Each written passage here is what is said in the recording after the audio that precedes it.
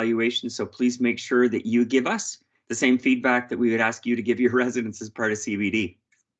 Next.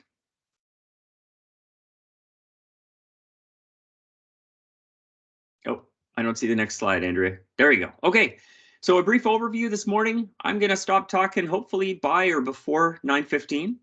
Just provide a little bit of an introduction. Then we're going to have Dr. Dubois, who's going to talk to us a little bit about faculty development.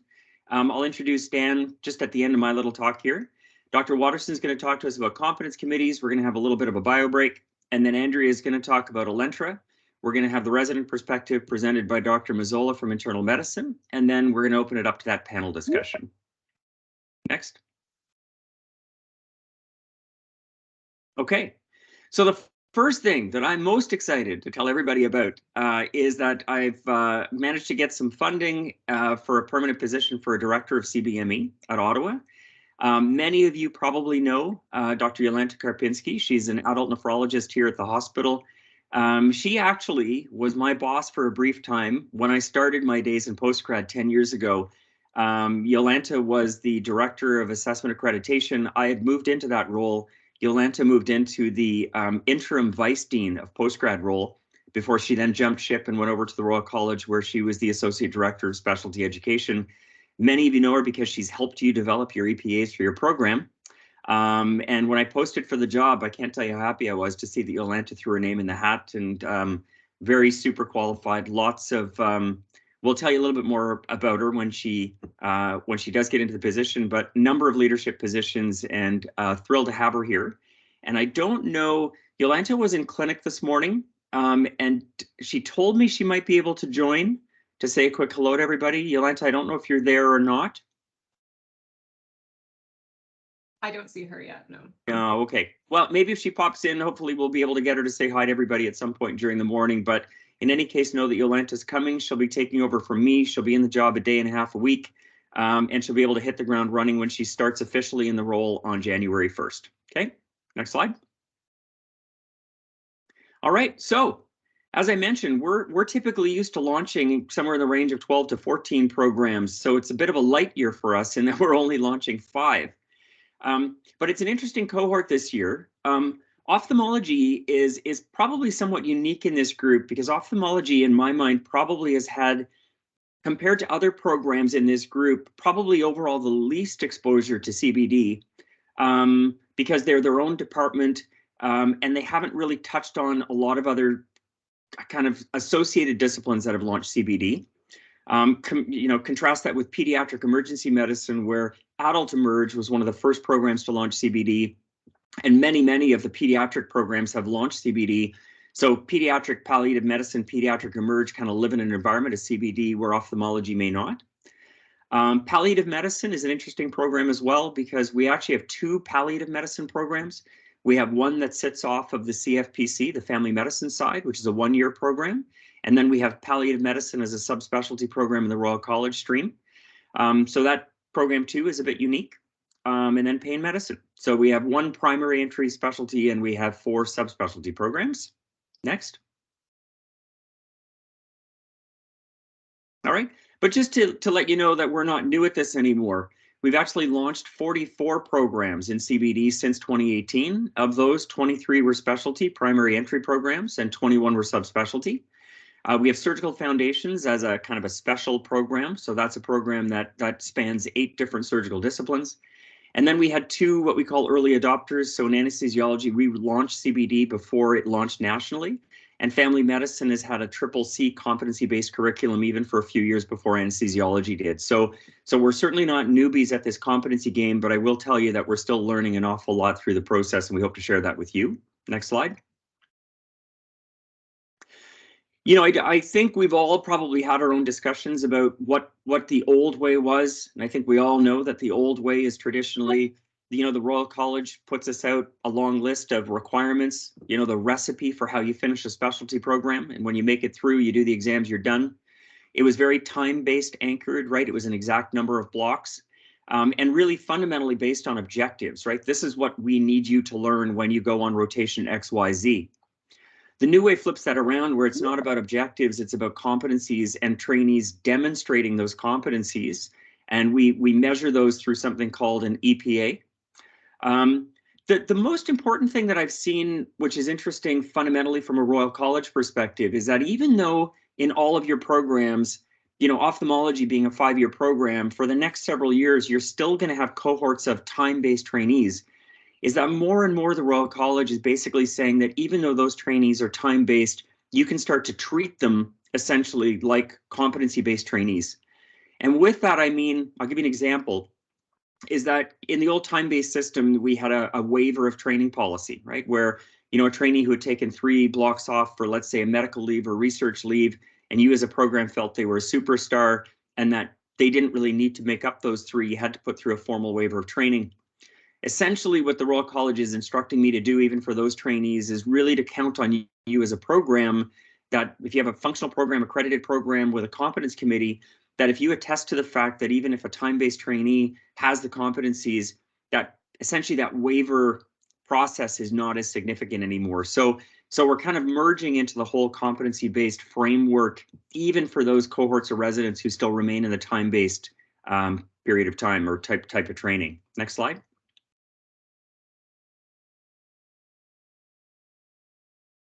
Yep, system seems to be a little slow. I promise I'm trying. I don't know why it's not Yeah, going. I might have to just exit this for a second. There we go. Okay. All right. So there are a lot of things that we do in our office to help you as a program prepare. So the way we start, right? We start with the CBD retreat. Sometime before Christmas, we will have an implementation meeting that Andrea is going to organize. So Andrea and I will meet with each of you. Predominantly as a program director, you can invite your competence committee chair, your PA, where we're going to walk you through kind of the granularity about what's going to happen over the next 6 to 7 months as you lead up to launch on July 1st. We're going to ask any questions. Sometimes there are very specific things about your programs that we recognize or that you may recognize. That's an opportunity for us to talk through those. We do encourage every program to go through a soft launch process. So Andrea will work, for instance, on loading a certain number of EPAs onto Elentra, so you can kind of beta test those in the lead up to July 1st. We also encourage you to get your CCs going, and we help you with providing templates for what those terms of reference should look like. Andrea is going to provide individualized Elentra training for your faculty as well as for your PA and PD. We're going to, of course, set up your program in Elentra and get all of your EPAs loaded for all your stages by July 1st. We offer a specific PA training session and a specific competence committee training session as well. We have a module that we've created for residents that are in CBD. And then we also will provide you with a lot of resources about what's available on the Royal College website in terms of where to look for the high yield information for you to share with your faculty as well. Next slide. I want to be really specific here in remembering that our job in postgrad is to support predominantly the program director, the PA, and the CC chair. We do want to provide support to you in terms of helping to educate your faculty and your residents, but we do leave it to you to do the heavy lifting in terms of onboarding those groups of people. We have engaged with the CPD office to help with that as well, but I just want you to kind of recognize right up front, we have limited resources, and so the first 3 bullets are really the groups that we focus on. Next slide. We know that we have ongoing issues with faculty development, and we have ongoing discussions with CPD in terms of how to plug those gaps. There was a recent RDocs survey. So RDocs is the group that represents residents nationally that's come out that actually demonstrates that although we thought, if I have a committee that supports me, we thought we were doing a pretty good job at supporting everybody, but it seems we have significant gaps in how our residents believe we've supported them in the launch process that we're going to be investigating a little bit further. We're still working on developing a program evaluation strategy so that we know exactly how good we're doing in all the areas of implementation. We see repeatedly that we still have issues in multiple groups, even mature groups, in timely completion of APAs and encouraging in the moment EPA completion. And then, of course, we're hearing from a number of groups about how we actually fund for some of the key positions like academic advisors and competence committee chairs. And so those are ongoing things that we're working on, trying to find strategies and ways to advocate for you as programs as well. Next slide. Okay. So with that as a brief introduction, I want to go ahead and introduce now Dr. Dubois. So Dan is actually a member in my own department. He's been working in the anesthesiology group for several years. He was the associate director of CBD and brought him into that role kind of early on in his career, soon after he had finished his fellowship training. And in that role, he helped really support CBD specifically in the anesthesiology curriculum. And as I mentioned, we had been an early adopter, so he was critical in the implementation of that. And I believe he was also the Competence Committee chair within the program. He plays a role as the clinician educator with the Royal College. And I oversee a contract with Royal College International in Kuwait, and I've recently brought Dan on board, given his expertise, to help as basically a CBD lead in Kuwait, and also to help with faculty development around that as well. So with that as an introduction, I'm going to go ahead and hand it over to Dan. Thank you very much, Alan. I'm just trying to figure out privacy issues with sharing my screen here. Let me just see if we're pulling this up. Sorry, Andrew, you were going to do it, but I hate doing the next slide type thing. So just bear with me 2 seconds.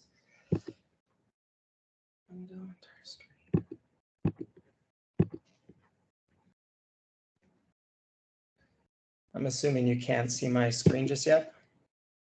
No, not yet. Okay. Oh, bugger. It wouldn't be a proper Teams call if there wasn't technical glitches. I was looking at this beforehand. Yeah, I agree with you. Upload from computer. So Andrew, you probably have my slides from yesterday. Would you be able to just tee that up in the meantime? Yeah, of course. I had sent yesterday.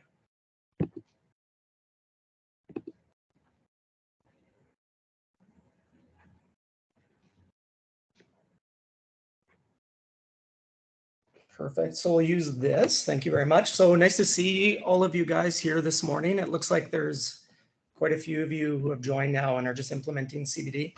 So I hope you enjoy the course of the day. It's going to seem like a whirlwind of different things to be thinking about at your current stage.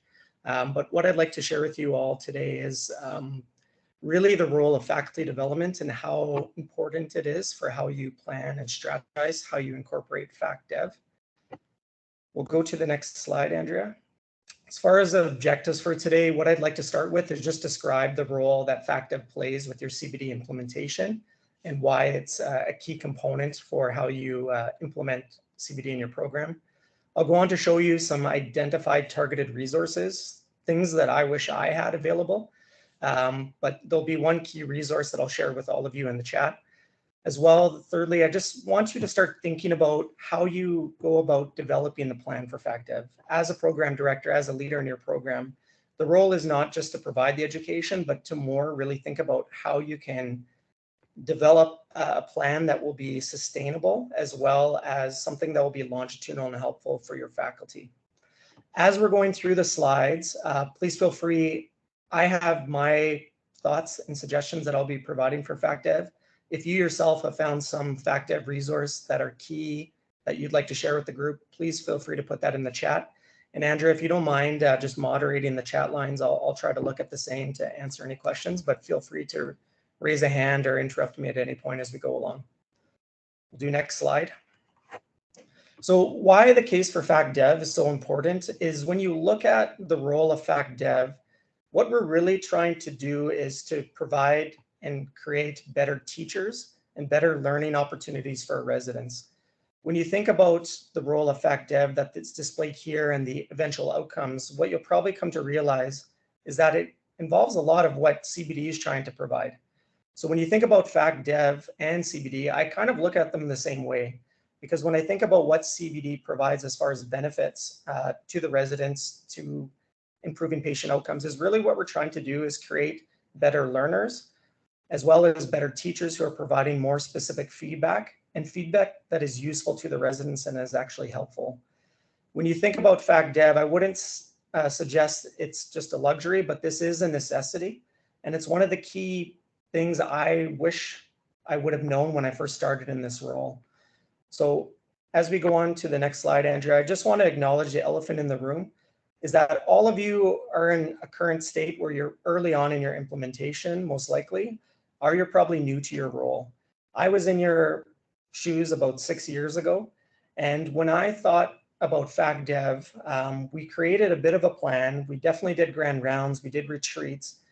But the biggest part is that we didn't plan for how we were going to incorporate FacDev on an ongoing basis. So after those initial workshops and grand rounds, we never really planned for what were the next steps. Examples being, you have new residents every year. How do you continue that momentum? You have new faculty on board throughout. The other thing that we didn't think about is how do we actually know that the FacDev is working? You know, we provide the FacDev, but is it actually working to what we think? Are the faculty and the residents actually modeling what we'd like them to do? So those are key features that I wish we would have planned when we were talking about FacDev. So these are things I want you thinking about, and we'll kind of discuss why that's important as we go along. We'll do the next slide. As you're thinking about implementation, there's all sorts of different implementation models you can use. I know the Royal College uses the Cotter's 8 steps model. When we think about FacDev, I'm using the ADKAR model mostly because when you think about FacDev, they're one point in time retreats like we're doing today. They're built on sharing knowledge. So they really look to that K point and just transmitting knowledge to people. But even before you start transmitting knowledge, you need to start to think about getting people aware of why the knowledge is important. And you have to get them desiring the knowledge rather than just showing up and providing them, you know, how do you do coaching? How do you do teaching in the moment, in the workplace? They have to understand why it's important, and they have to know why this is helpful to them. The other parts that you need to think about is the after effects is that, you know, are you actually developing the abilities in these faculty and residents? And then lastly, how do you reinforce this? How do you institutionalize the change that you're providing in CBD implementation, but as well as FacDev? Next slide, please. So I know Alan's kind of touched on the program evaluation that the Royal College has done, but I'm just going to key up an important paper that's come out as part of their evaluation. So the Royal College has been doing annual pulse checks and surveys for implementation. The important part is what they've identified there is that there is common challenges. So a common challenge across all specialties is that faculty are not completing assessments and they're not completed in a timely manner. Residents are saying that they're not getting any direct observations in the workplace, and that is a stress for them. As well, we found that the actual quality of the assessments, what is being captured and what is being written and transmitted to the competence committees are either rare, limited, are providing not much quality other than what we've provided before, which makes it really hard for them to make decisions around.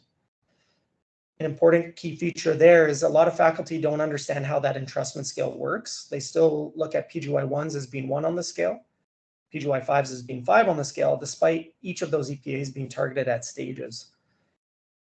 The other part is that the residents are finding with all of those two features is that they're having a lot of difficulty actually completing their EPAs. What they've identified for FacDev and what I could highlight for you today is that when you're thinking about FacDev, it's important that you do FacDev related to coaching in the workplace. Obviously, how to do direct observation, how do you do the teaching in the moment by completing work-based assessments. You need to remind people what does CBD actually provide as far as merits go in your program, and what are the relevant policies that are important, especially when you think about your competence committee members and for you yourself as a PD. And the other key feature, and I don't know if it will come up at all today, but this has been throughout everyone, is preparing your off-service rotations for what they can expect when you're sending you a CBD resident. What are the EPAs? What are the forms you're using? How can they help provide information with what you're trying to gather on those off-service rotations? As far as the next slide, why this is so important is what Alan touched on with this RDoc survey. There's as well an FMRQ survey from Quebec, but we'll focus on the RDoc survey because this is more Canada specific and related as well, a bit more to Ontario. The most important feature there is that a lot of the implementation pieces were done for competence committees as well as electronic portfolios. But the major parts that were quite missing, and only a third of places the residents felt that these were captured well, was actually doing the coaching in the moment and completing those work-based assessments in a timely manner, as well as providing that direct observation and individualizing the learning plans. The big concern here is that 73% of residents said that the CBD was actually a negative impact on their learning. And that is a huge unfortunate piece because we as educators are providing all this extra work. And if the impact is negative, at least at the outset, It's an important feature of what we should be trying to acknowledge and change early on. And we'll get into different ways that we can go about doing that. So we'll go to the next slide, Andrea. So from objective 2, what I'd like to provide for you all is some key resources that you can use. Obviously, University of Ottawa has their resources. The Royal College has spent a considerable amount of time creating resources for you to help provide faculty development for those people that Alan has mentioned might not be targeted from these retreats and able to attend these workshops. And what I'd like to show you is something that I wish we had early on that we had to create on our own, but now is already readily available from the Royal College.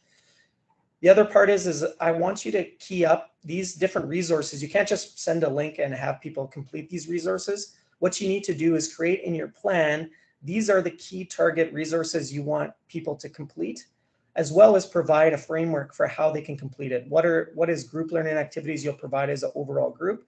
What are the key activities people can do for self-learning on their own? What are the activities people can do on their own just for their own learning and just-in-time learning? So we'll go to the next slide. And Andrew, if you don't mind, I think you have the link there. I was hoping you'd be able to put that in the chat for people. This is a link I would like all of you just to take the moment right now to open.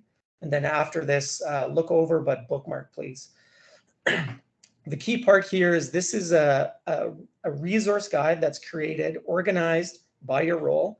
So most of you will just key into the program director role, which covers most of all relevant resources for you for Fact Dev. The other part that's a benefit is that it actually identifies who are those targets you can use those resources for.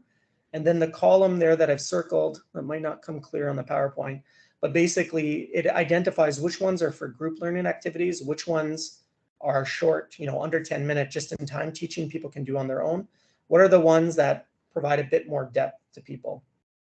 So this would be a key resource. As you develop your plan, I would just use this to help build your planning framework. So to showcase a few of the top highlighted resources I would like to show you, we'll go to the next slide. So within this resource, the big part, just to start with for you, the key resource I would have you do, and I'm wondering if anyone has used this resource, but I find it helpful to go through, especially as I'm developing any new program director, is this practical resource e-module that has a few key different modules to complete. So it will cover learning the basics of CBD if you haven't already. We'll identify your role as a leader and how you can implement curricular change and lead the change. They'll talk about developing your curriculum and how you do curriculum mapping, which I think is a difficult part for a lot of educators, especially early educators who haven't done it before. They'll talk to you about setting up your competence committee, how to work with an e-portfolio, and then how do you develop an overall assessment plan that works for CBD, but as well as with your program. Some of these resources you could also share. It's free to anyone, so it doesn't just have to be program directors. So I'd encourage you to share with your competence committee chair the competence committee module. All of your people who are developing assessment plans, they can complete that one as well as the curriculum mapping one. Another free resource that just came out is an e-handbook that all program directors can look at. All of the references I'm providing today can be found on the original link I've shown. But the program director handbook has targeted chapters for you to provide you a bit of guidance as well. So it's not an e-module per se, but it provides a resource that you can use as a reference. As I'm discussing these e-modules, one important factor that I'll touch at the end, but I want you to know up front, is that all modules come with maintenance of competence credits. So make sure each time you complete modules, it will provide you Section 2 or Section 3 credits. So that's a key little incentive for you. We'll go to the next slide. Obviously for faculty, the 4 key resources are points I would recommend sharing with them, is that all of them should understand CBME. So I would suggest having grand rounds or retreats where you gather all your faculty together and for you to provide your elevator pitch about what are the merits of CBD, why the change is coming so that they're aware, but then try to figure out in your culture, in your context, what are the main benefits they're going to do so they actually understand what's in it for them. As well, just based on those challenges we've denoted, these are very, very important things that you need to get everyone engaged with, is what is work-based assessment, how to go about doing it. And there is 2 key modules that I would recommend. One is on the entrustment scale, because a lot of people have struggles with this. When you do this module, you could probably provide their own, learning on their own. But what I'd suggest is you actually get together after departmental rounds and discuss how that actually works in your setting, because entrustment might work for certain areas. Sometimes it doesn't, and there's nuances there, but if you can all come to a shared idea of how to use that scale, that will help calibrate all your faculty of how to use that and their understanding for using it. The other one is this coaching and competence module, which I think is great. So there's 5 different modules in it, and it goes about how do you do that coaching in the moment? How do you complete a work-based assessment? So it uses this new RX OCR framework where faculty build rapport, they set expectations for the day, they observe, they coach, they record their narrative comments. So I find that a great module. Next slide. As far as your competence committees go, I mentioned the module on the program director practical resource. I think it's imperative for them. They need to understand what are all the relevant policies, and that will be in that resource guide related to CBD. So they understand how to deal with the resident who's struggling, the resident difficulty, what factors go into waivers of training anymore, what factors go into accelerated learning, how do we manage people that have sickness or illness, COVID, how does that impact competence committee's decisions and their overall progress. They need to also understand what are your program requirements, what's the overall assessment plan, so they actually know what they're targeting when they meet with residents.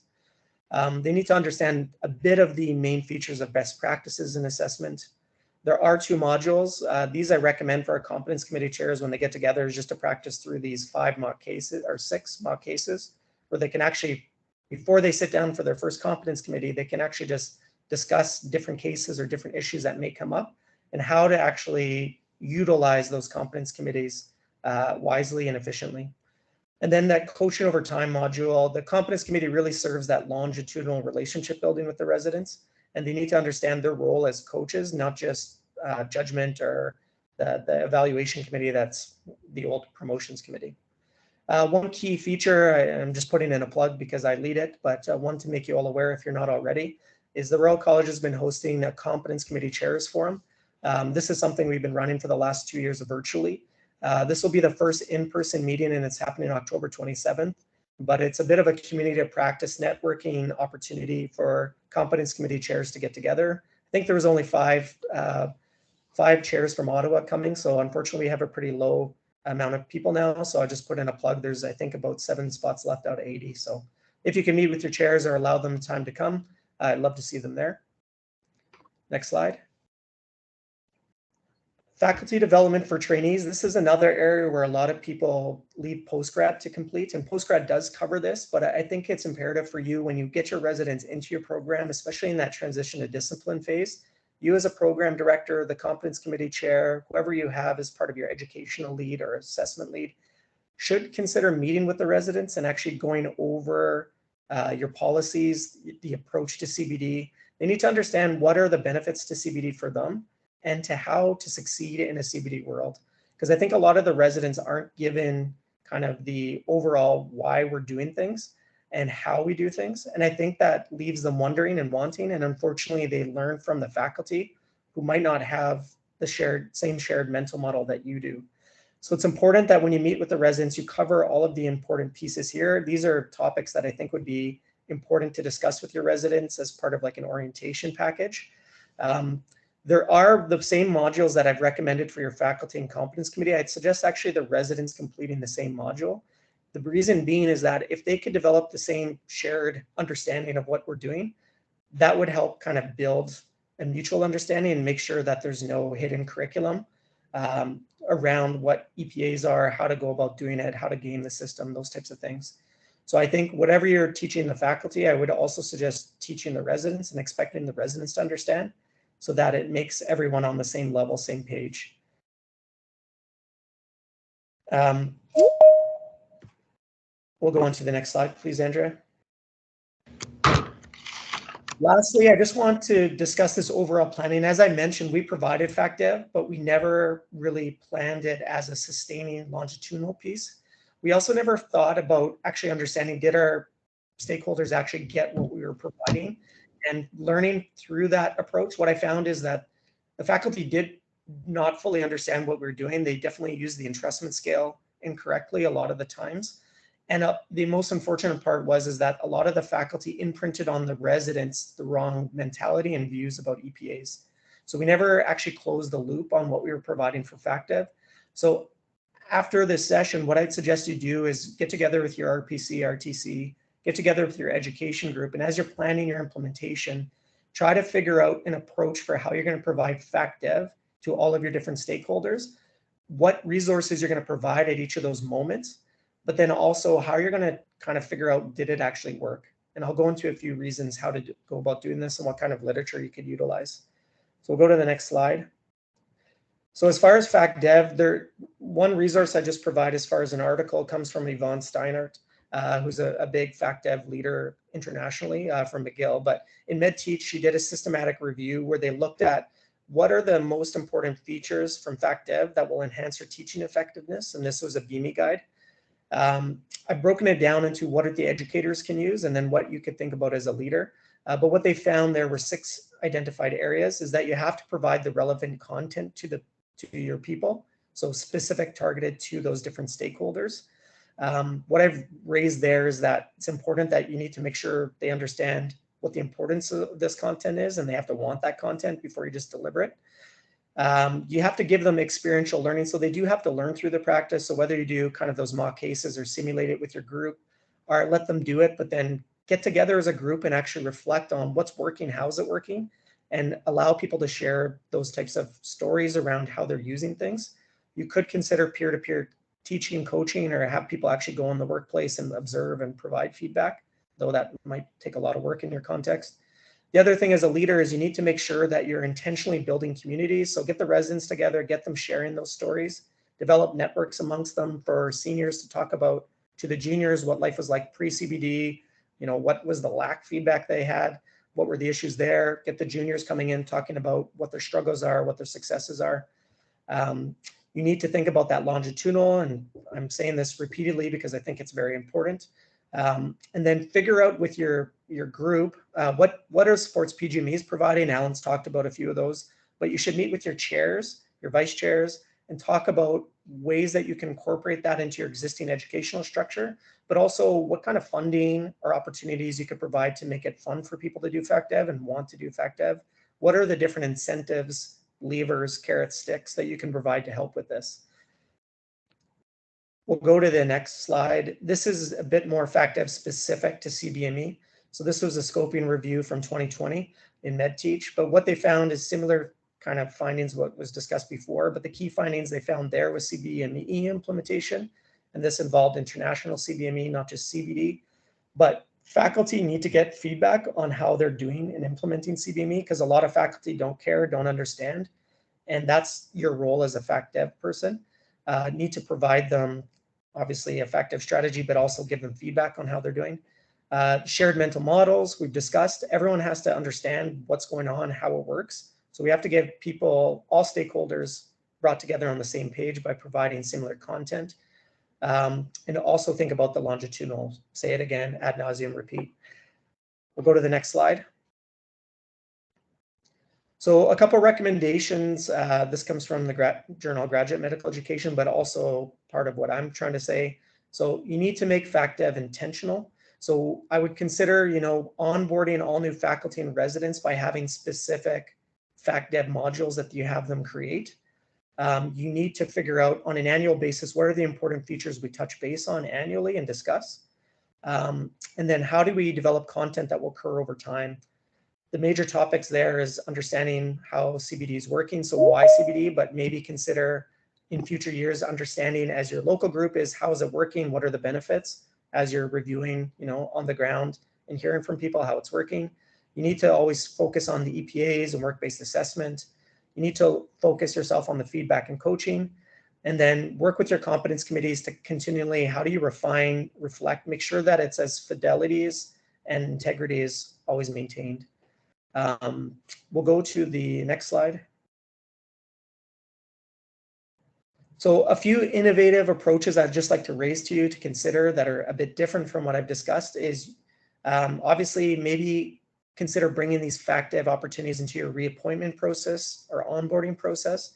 Obviously, all those modules I've demonstrated have the ability to get the certificates. So one way about doing it is just encouraging all your faculty to complete basic modules and send in their certificates when it's completed and audit that. Similar to what we do with the ELMS at the Ottawa Hospital, you could consider whether you do this annually or just a one-off, but maybe for new staff, make sure everyone gets that same material early on is one way to go about doing that. And the residents can also submit their certificates.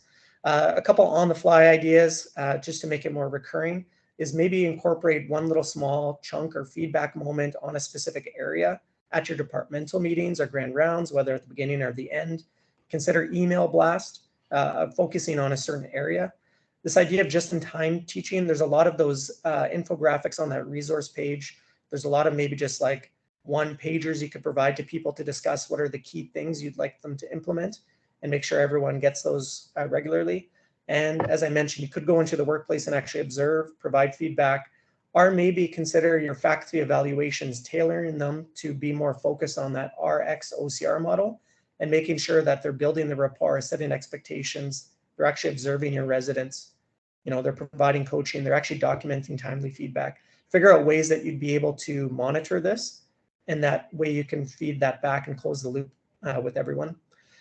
What I'd suggest is build your networks, whether it's within your department, you'll have your education group, your competence committee group, get those people communicating, sharing, but also think outside. What are the people in your institution, at that Royal College, the competency chairs forum? How do you build those networks across so you can learn from each other of how to do this better? But also, how do you share those resources? Because you don't need to provide all the fact dev. What you need to do is get people that can provide this for you.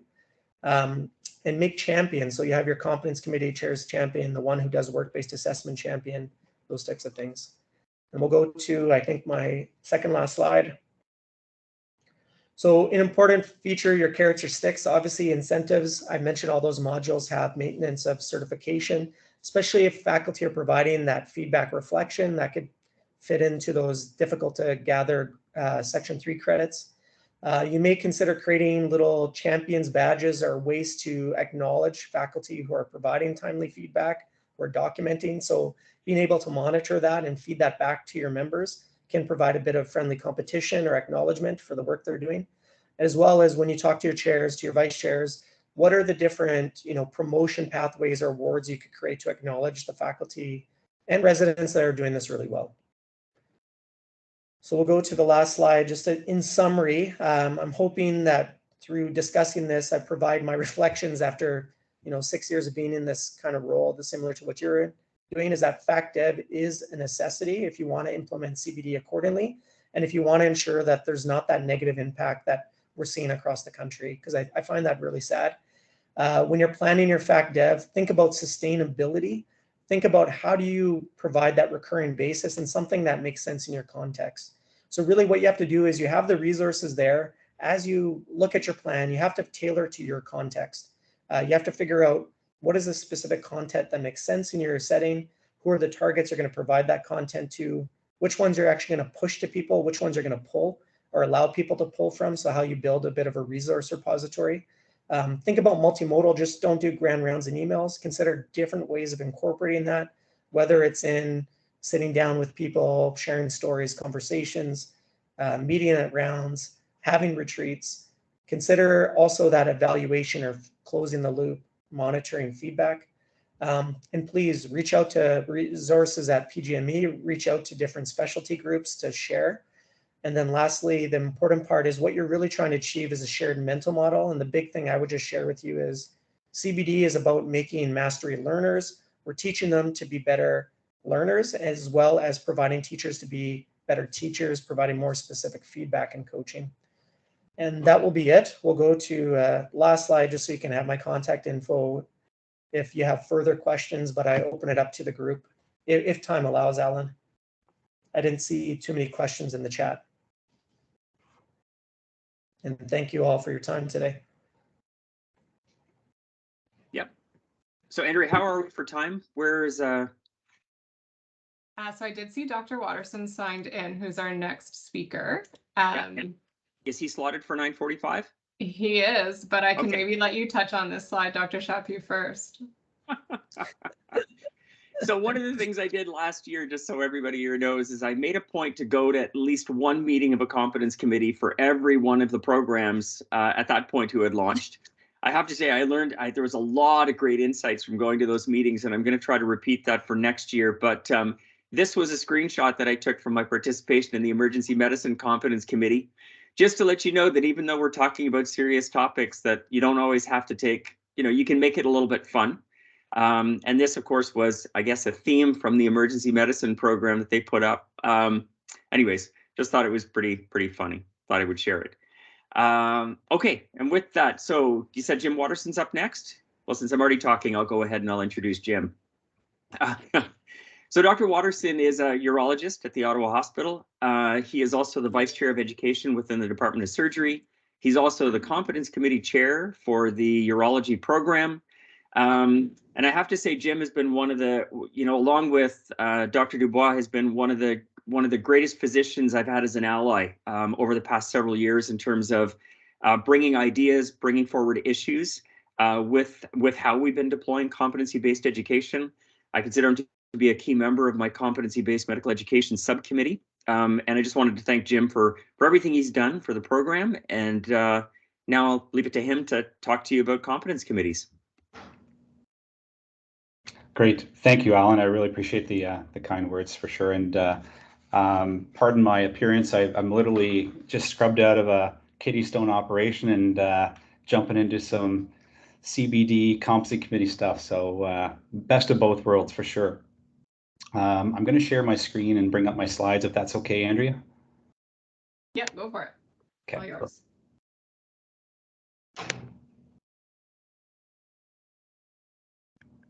And just confirm that you can see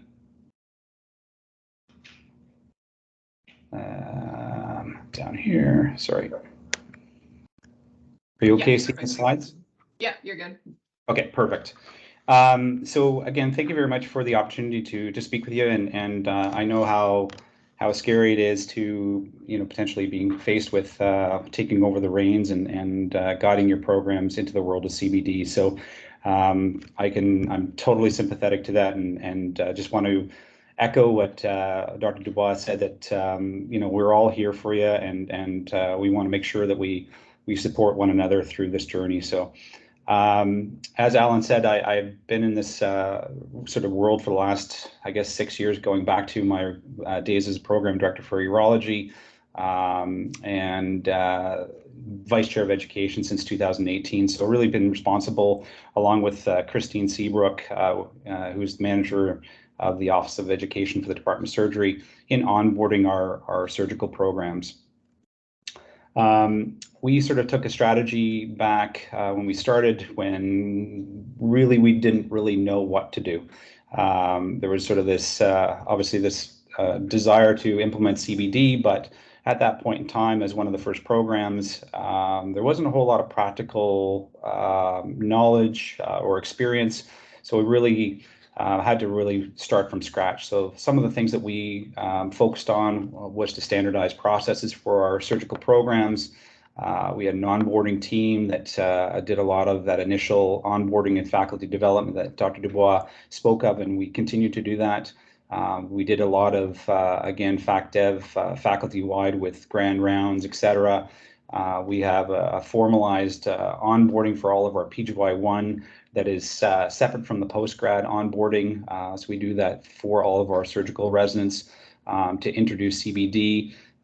There's a focus on EPA awareness, so using lanyards and stickers and clinic posters, and then a lot of e-portfolio support as well. That's the one thing that, again, we struggled with at the get-go, and through a lot of hard work through the CBME subcommittee and with Alan, we're in a much better place than where we were. And again, a big part of our ongoing sort of tweaking for processes really now surrounds the work of our competency committees, really looking at what are ways to allow our competency committee members and our competency committees to function efficiently and yet still provide sort of a robust, comprehensive resident review. We do have a CBD manual that again sort of goes through a lot of these various steps, and I'll share that with you at the end. CBD day to day, I know that we've probably talked about this, but really things don't change a whole lot. So these are just, again, a quick little few points as to what are the different roles of resident staff, ComC committee, and the RPC. When we started out, we wanted to reflect on what is required to support a CBD resident. And as you can see, the resident really is sort of the center of all this, but it has to be supported by all of these various aspects. And so in order to achieve competencies and promotion, as well as to achieve program accreditation, these are the points that I feel strongly need to be looked at and be working well. So standardized approach to implementation, again, supported by the Royal College and postgrad. There's a ton of resources out there. So again, trying to sort of pull the most, I guess, practical and user-friendly resources. You do need strong administrative support to run your CBD program and CCs. Sharing best practices and talking to other programs, I think, is a big part of learning and improving. PD and your CBD lead, as well as your faculty, do need to be highly engaged. This can't be just all on the shoulders of a couple of individuals. So the e-portfolio, which again we've come miles from where we started, and that's really where we're sort of focusing on now, both in the Department of Surgery and at the postgrad level, is how to look at these new dashboards and how to pull out the information that can be useful for faculty and program evaluation. Purpose of my talk is really to talk about some of our ComC committees as well. So general overview, this everyone sort of has an idea how the flow works, from coaches, if you have coaches, but CC members, the CC committee, and then obviously feeding that back to your RPC to review, ratify, and look at any changes that might be required in your curriculum. So, oh, my apologies, 1 second here. That's an old slide. Okay. So I presented that. I actually recorded this in case I was stuck in the OR, so that's why you're hearing that. So when we started with CBD and ComC committees, the question was, well, you have to set up a ComC committee. So that's easy enough said, I guess, but ultimately, practically, what do you do? And so some of these things that go through your head when you're starting to set up your ComC committee, like who actually is in charge, what's the process, how do you present findings, basic stuff that, again, was not really taught, or the experience wasn't there. So that's where a lot of our faculty development has worked from. It's important to state at the outside that there is a necessary workflow. There's work that needs to be done before the ComC committee, during the ComC committee, and then following the ComC committee and leading up to your RPC. So it's important to note that there is work to be done. There are responsibilities that need to be shared. And so again, it's important to look at that and discuss with your program and your ComC committee members, and ensure that people know what the duties are. Each resident that's assessed at a ComC committee, it's not just review of the EPAs and milestones that are housed in Elantra. I think that's part of the resident evaluation, but we know that there's so many other things that we have in our programs that are important in resident assessment. And those are these program or specialty specific metrics that we all have. We, for instance, in surgery still use an in-training assessment at the end of every rotation. There are, log books that we look at. There are in-training examinations. So that'll be up to the individual programs to really sort of sit down and decide what are the specific metrics that we want to review and include in a resident assessment. Initially, again, the workflows were very cumbersome. It was all about spreadsheets and then trying to look through spreadsheets. So thankfully, we've come a long way from that. We're like Virginia Slims here, that come a long way, baby. It is an iterative process. It continually requires tweaking. And so some of the things that we've been working on in the Department of Surgery are to improve the workflows with goals of improvement, including continuing to update our standardized workflow so that, again, all programs have at least a basic template or framework for their competency committees. It helps with our administrative support from the Office of Education. If we have a standardized process, then the program administrators can support one another. Ultimately, to reduce duplication, improve efficiencies from the primary reviewer, the PAs, the CC process, and ultimately the generation of that report that needs to go back to the RPC. We are capitalizing on some of these newer visualization dashboard enhancements that have been developed over the last several years. We've been active in that realm, led by Alan.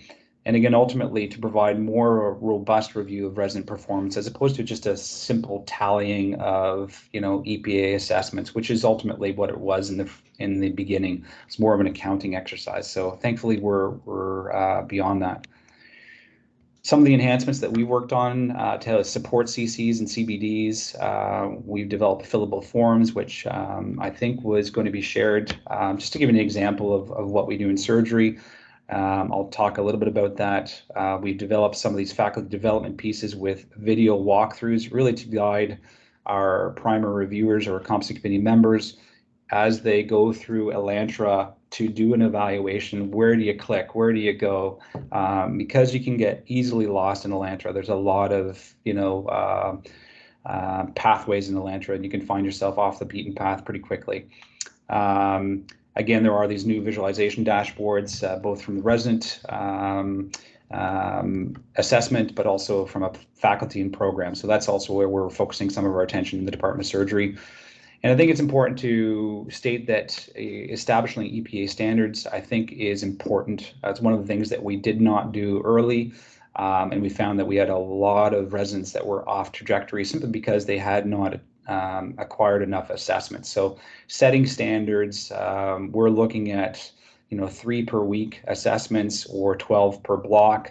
I know that some programs like emergency and anesthesia, it's almost a daily event. But I think having minimal standards and communicating that to the faculty and residents at large is very, very important, so that at the time of your competency committees, you actually have enough data there to really look at.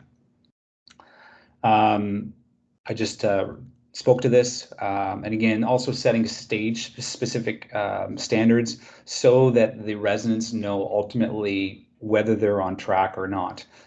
So again, that'll be specific to each program, but we felt it was necessary to sort of give guidelines to our residents so that they have sort of targets to hit. During the actual CC, again, there are tasks that need to be accomplished. So primary reviewers need to present their findings. And again, I've got some links to some video walkthroughs on how to do that. A report needs to be completed. The competency committee report needs to be completed. And again, this is where we've had a big focus of our attention on how to actually complete that report. And so our report actually follows the process from pre-CC to CC to post-CC. And as such, this report actually functions as our minutes. And then ultimately, we've got to update the Elantra and ensure that Elantra is updated, something that's not automatic, and that needs to be part of the process as well.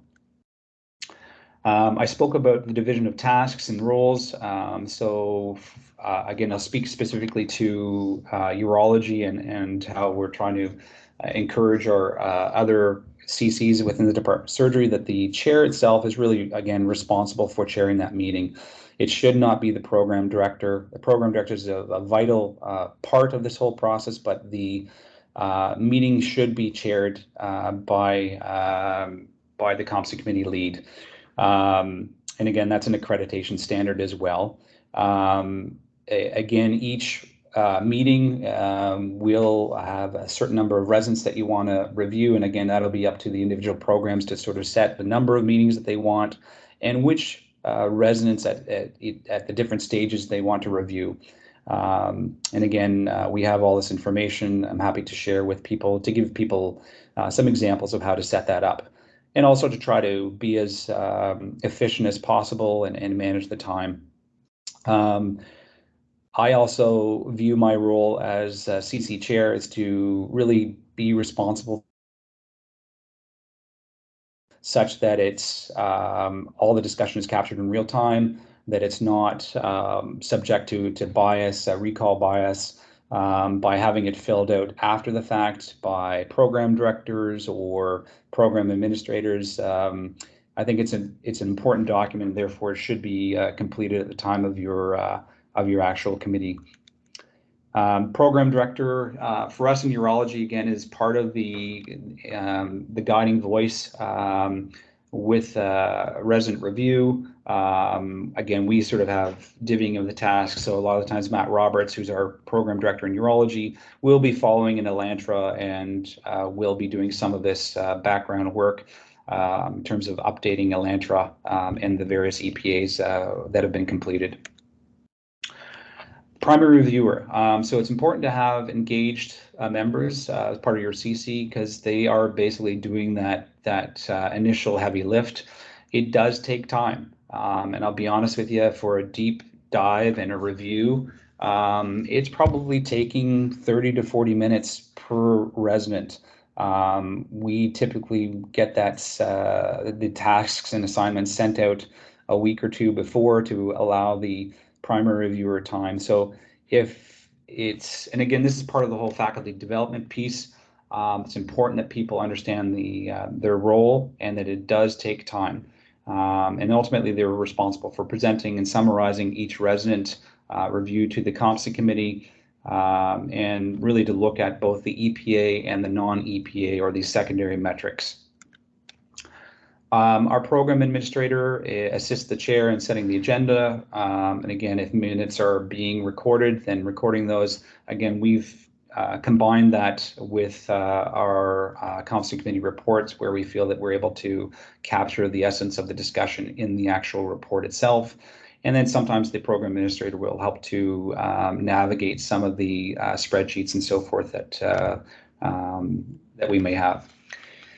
Just looking at my time, I think we're okay. So how does it work? Again, I'm a practical kind of guy, pragmatic. So we've tried to standardize everything. So this is a standardized form that goes out from each of the program administrators to each of our primary reviewers, CC members, whereby the meeting time is set. The residents assigned to each reviewer are explicitly put in the email. And then there are links to Elantra, but also links to our e-portfolios or resident document folders as well, where by click of a button, the primary reviewer will be able to access into the resident folder where other things would be there, like, again, Pulse 360s or ITARs or exams. So again, to really try to ensure that process is streamlined and that primary reviewers are not, searching around forever. Again, there's a report which I think has been shared, but again, this whole report it's a fillable PDF file that sort of follows the process from program administrator starts out by bringing forward the last recommendations from the CC, and then the primary reviewer goes through the data, and then ultimately this same report is brought forward at the competency committee to have that final adjudication and report completed in real time. Hi. There's a question in the chat that relates more to what you're talking about now, so I thought I'd throw it in. Sure. There's a question about the formatting of when and how you send information out to the primary reviewer. Like, is it all electronic? Do you do binders? If you can touch a little bit more on that. Yeah, great question. So I think in 2022, everything's electronic. So Isabel Menard, who is our program administrator for urology, and how we've set everything up in surgery is that each resident has an electronic portfolio, which basically houses all of their documentation. So everything is electronic, but in various folders. So I think it's through SharePoint, I believe. But those links will bring you directly into the resident folder. And again, that's something that if people need help setting up, again, everyone in the Office of Education, Christine's on the line as well, who's our director and manager of the Office of Education, Isabel as well. So please reach out if you need some help in terms of how to set that up and structure. We're here to share everything. Okay. Great. So again, you're going to familiarize yourself with the various dashboards, and it does take time to basically snoop around. And I would encourage everyone who is in a lead position or as a CC member, you really do need to get familiar with it. And again, this is where some of these video walkthroughs, which I'll provide links to at the end, can be helpful to people as well. So that report itself that's generated is, again, it's an important document. It really assists the RPC in making decisions about resident progress, but also gives an opportunity to provide feedback and constructive sort of criticism to the residents. We're very comfortable putting residents off trajectory, and I think that that's again an important shift that we've seen in the world of CBD. It's okay to tell a resident, listen, we think that you could be doing better in this area, and here's how we're going to provide that, that support for you. In some cases, it does require tweaking and developing, little changes to their rotations or what they hope to achieve in various rotations. But it does also allow issues to be highlighted earlier and documented in the off chance that a resident does need to go down the road of a more formal remediation process. And the residents obviously receive this feedback. They get copies of the formal report as well, with some individual feedback from the program. Following the CC, again, what's important, again, we'll email these reports to, again, the RPC that's reviewed at the RPC by the CC chair. We upload all of our reports into Elantra through a log meeting tab. If there are any discussions that need to take place with the residents, the program director is responsible for arranging those types of meetings and having those meetings.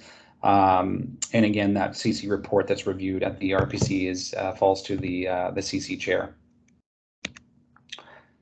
So some practical tips, again, in the Office of Education, when we started, we actually had two of our members of the Office of Education supporting it, really just to, you have a program administrator, and then Christine, who's been my partner in crime with all this, was really there to help guide process, ensure that standards were sort of upheld, and to sort of provide, again, the guidance that's required when people are starting out. I think it's important to consider having some meetings before you actually launch, pull your meeting members together, talk about processes and function and so forth. The primary reviewer, it is an important job, and therefore I cannot overstate this enough, that the reviewer does need to take this seriously. It can't be something that they're trying to complete, the morning of a meeting. You're just not doing, due diligence. EPA completion, setting those standards, I think, is important to help guide residents in their journey as well. And understanding that the workflow in a COMSA committee is an iterative process. It does require ongoing sort of tweaking and review.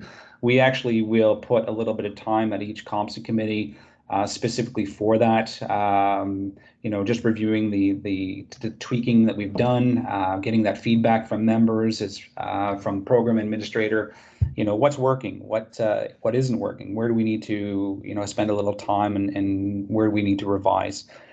And then I think, again, it's important to complete that report, I believe, in real time at the time of the meeting, and not leaving it to be sort of cleaned up after the fact. I think you're potentially going to miss important aspects of that discussion. Again, I think that the requirements, leadership, engagement, dedicated time, membership, and established workflows are really the keys to success. And then it just sort of ended up here with some of the resources that I think are helpful. The program director's handbook has just been updated. I was lucky enough to be involved with Christine and Dr. Nake. For Nake, we did a couple of chapters getting started as a new program director. So again, my reflections as a program director. And also we did a chapter on CBD and how to implement CBD. So encourage people to look at those. We do have an Office of Education manual, again, that's published on Apple iBooks. So again, it's a free download if people want to sort of see what our approach was over the years.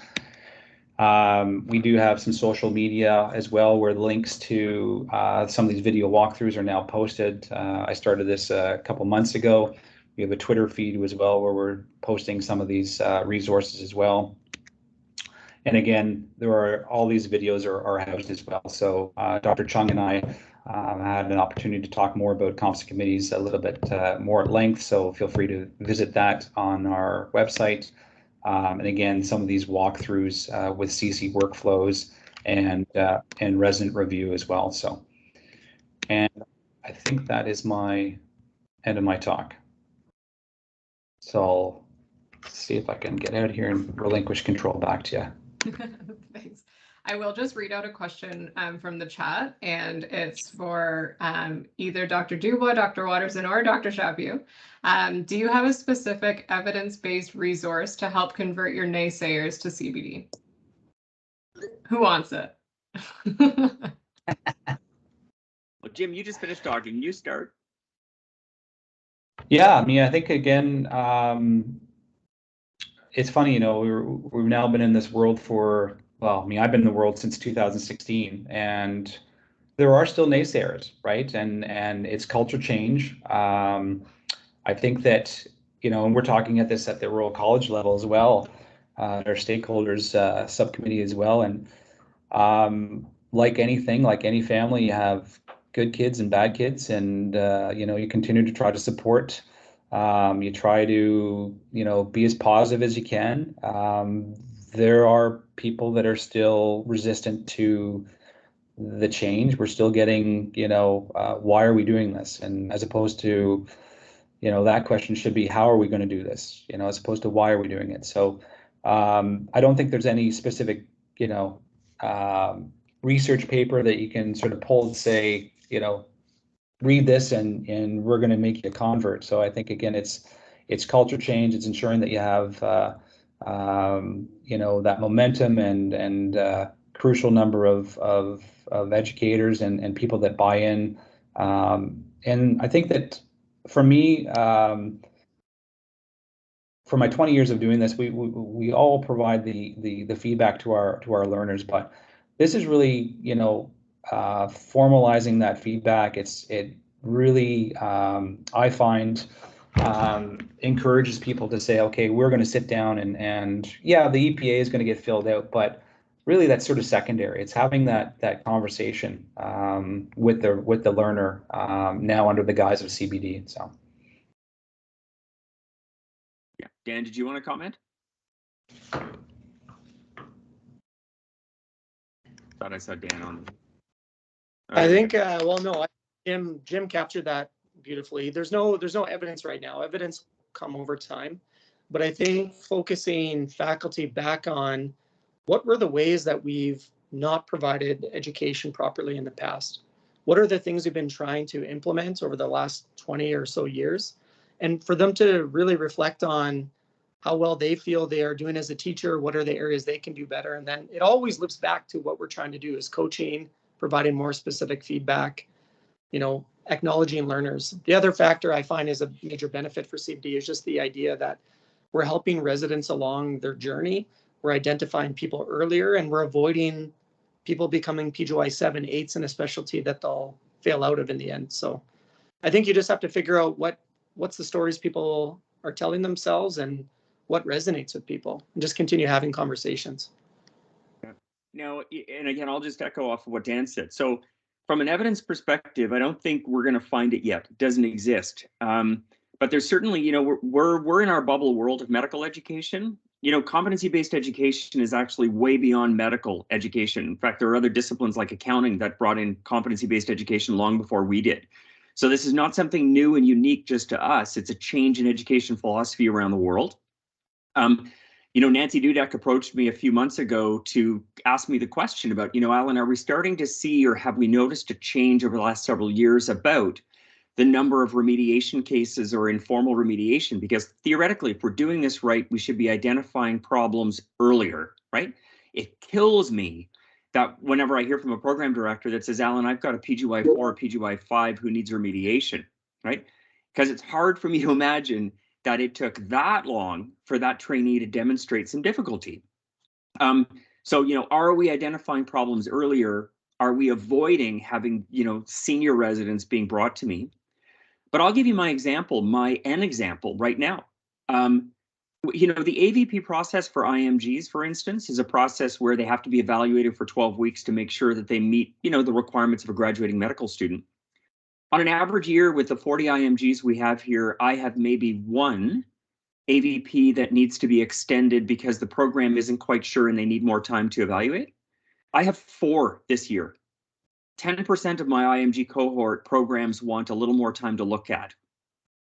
Concurrently, when I look at the number of remediations that I do per year, on average, I may have 1-2 remediations that we bring to my PGM eval committee per month. I actually have 8 right now. So that's in a 2-month period. We've had to add an extra meeting because of the number of remediation cases I'm seeing. So my N of 1 experience, N of 1 school experience, is that my programs certainly seem to be doing a better job of identifying issues and calling them out so that we can provide structured support to those residents. So if you want your faculty to have evidence, that's my evidence and it's local evidence. The other thing I'd say to what both Dan and Jim said is, you know, in anesthesia, we'd been doing daily evaluations for years. This provides a little bit of a different way that we do it.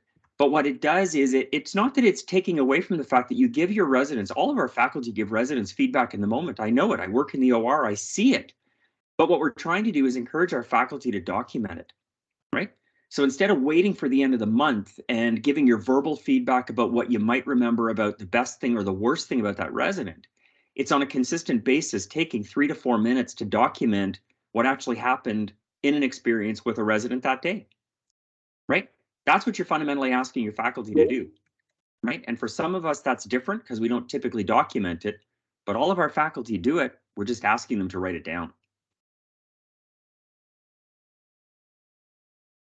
Any other questions before we head to our break? Because Andrew, we're at a break right now, right?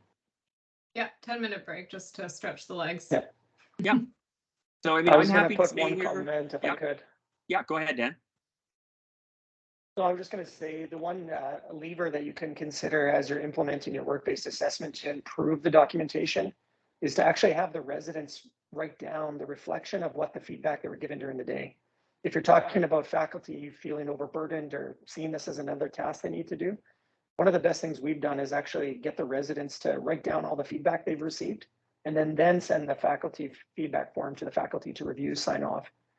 It makes, you know, the feedback of 2-way streets in a conversation, but also really it lets me know, did the resident actually capture the important points throughout the day, or did they kind of miss out on some of the learning opportunities we were trying to provide? Can I put one extra plug on that? I agree. We do that as well. I think that's reflection. But again, trying to capture it on the day of. I would strongly encourage trying to get the EPAs done in real time on the day of the activity. I think we're finding that there's a lot of expired and stale dated evaluations that don't get done. So we really try to encourage faculty to, when they're approached, is to say, okay, let's sit down, let's take our 5 minutes, let's do that evaluation, as opposed to, you know, the knee jerk is like, oh, just fill it out and send it to me and I'll fill it out for you. Well, it really defeats the purpose, I think. So we're strongly encouraging, you know, EPA in the moment, let's get it done. You know, and again, we'll probably touch on this, I think, in our session at the end about some of the best practices about what works for most of us. You know, I'm going to be honest. Here I am in my role, and I've had expired EPAs, right? Where a resident does exactly what Jim said. I know, you drop your jaw, right? But even when you're in the know with this stuff, it happens because a resident, I do a call shift with them, and this happened to me last weekend. I worked with 3 different residents over the weekend. In every single case, and this is problematic, right? Because we were up all night. The resident sent me the EPA at about 9:30 after the shift was done. Now it's sitting in my inbox. I still haven't done it because my week has been busy enough catching up on everything else. But already a lot of the in the moment feedback that I think I would have given is already lost to me. I just can't remember anymore. So the quality of the feedback drops. The in the moment thing, you don't have to wait till the end of the bloody shift to get the EPA done. Because if you identify with the resident that you're going to focus on a single case, a single encounter in the middle of the day, you can do that assessment in the middle of the day. And then it's not left for the end of the day. And I totally agree with Jim. Getting to a point where your faculty get into a habit of emailing or your residents email the assessment is terrible, terrible practice. In the moment feedback is the way this stuff has to be if we want it to really be the kind of feedback that we're looking for. Hey guys, can I ask a quick question? Maybe for some of the ones more seasoned program directors out there. So EPAs, like they're basically small pieces to the puzzle. And does achievement of EPAs correlate with competence as, say, for example, a surgeon? Do you ever have a situation where you have residents that are very good at collecting EPAs, achieve EPAs, but then at the end, they're probably not as competent as you would like them to be? Yeah, I mean, Jim's a surgeon comment. I'm just going to tell you, Prasad, that we've certainly seen EPA bingo, right? That's what I call it, right? Where the residents are very good at going to all the faculty who they know are going to be most likely to give them the 4s and 5s so they can check off those EPAs. The one thing I'd say is don't forget the fact that EPA is one piece of your assessment strategy, okay? You still have rotations. I strongly, in fact, I discourage and almost won't let any program get rid of ITERs in the first year of their program because the learning curve on all of this is years long.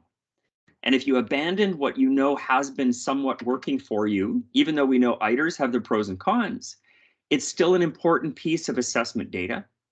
You still have written exams, and you still have other ways to assess. And if you're finding that the EPAs are missing some of those critical things, then maybe as a program director, you need to think about, is there another piece of an assessment strategy I need to implement to capture the fact that there are competency pieces that the EPAs are really not hitting on for us that we need to get?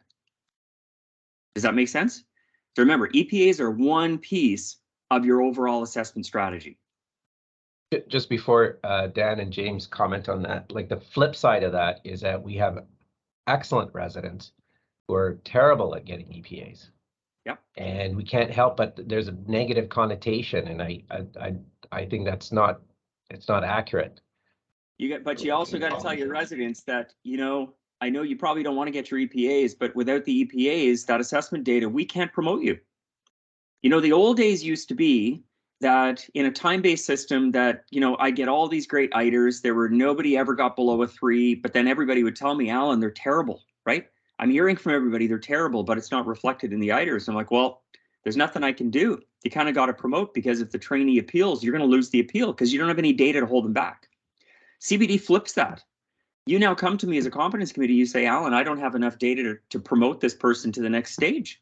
Well, then you got to tell the resident, if you're not triggering those EPAs, or if my faculty are not doing their job filling them out, and that's partly a shared responsibility, then those residents can't be promoted to the next stage because you lack the evidence to demonstrate their competency to do that. So that's a bit of the stick, a motivator maybe, but it's dual way, right? Because you can't always put the blame solely on the residents. Our faculty can initiate EPA assessments just as easily as a resident can.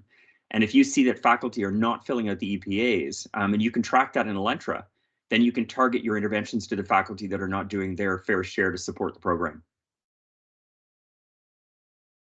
And I did see a couple other hands up there, so I'm going to stop talking. I think it was Jim or Dan.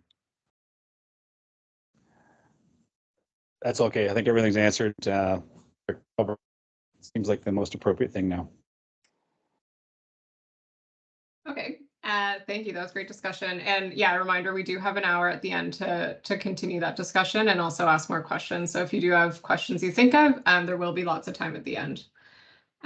So we scheduled in a quick break.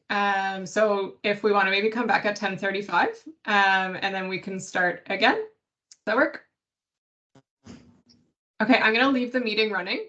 So you're welcome to leave and come back, or just mute yourself and come back when you're ready. See you soon.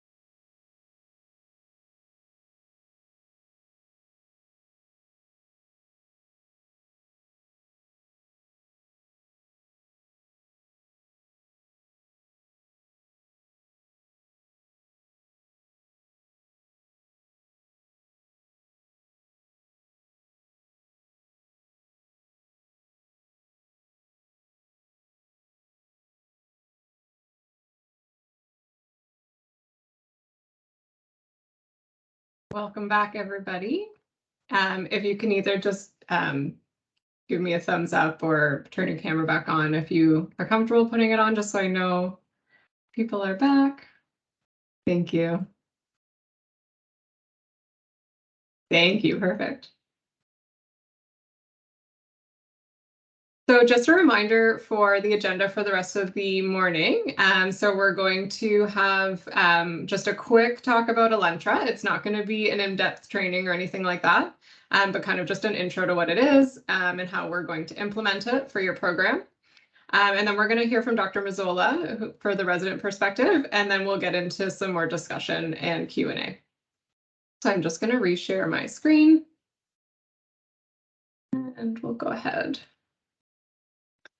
Okay, so yeah, just a reminder, put questions in the chat. I can see them, or if you put your hand up and want to say your question out loud, that's fine too. I don't think I've actually introduced myself today yet. So for those of you who haven't met, my name is Andrea Bailey. I'm with the PGME office. I have been in this role for about 6 months now, but I was previous to this with PGME as the project coordinator. So I've been around for a few years, but just more recently in the CBD role. Okay, so what is Elentra? So Elentra is an integrated teaching and learning platform. Elentra was actually developed by a group of schools across, I believe it was North America. So it's an international consortium of medical schools that come together to create and improve this platform. So essentially this platform was created so that we could manage CBD and the EPA assessment format. So as most of your programs are going to be aware, is now we're going to have two platforms that we need to manage. So we're going to still have 145, and now we're also going to have Elentra. So just to differentiate what the difference is going to be between the two. So Elentra for now is going to be kind of the CBME or CBD module.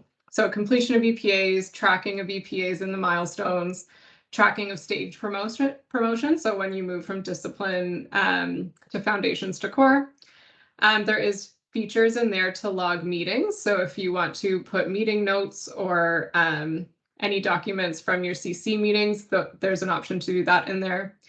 If your program is procedure-based and you have a procedural logbook, that will also live in Elentra.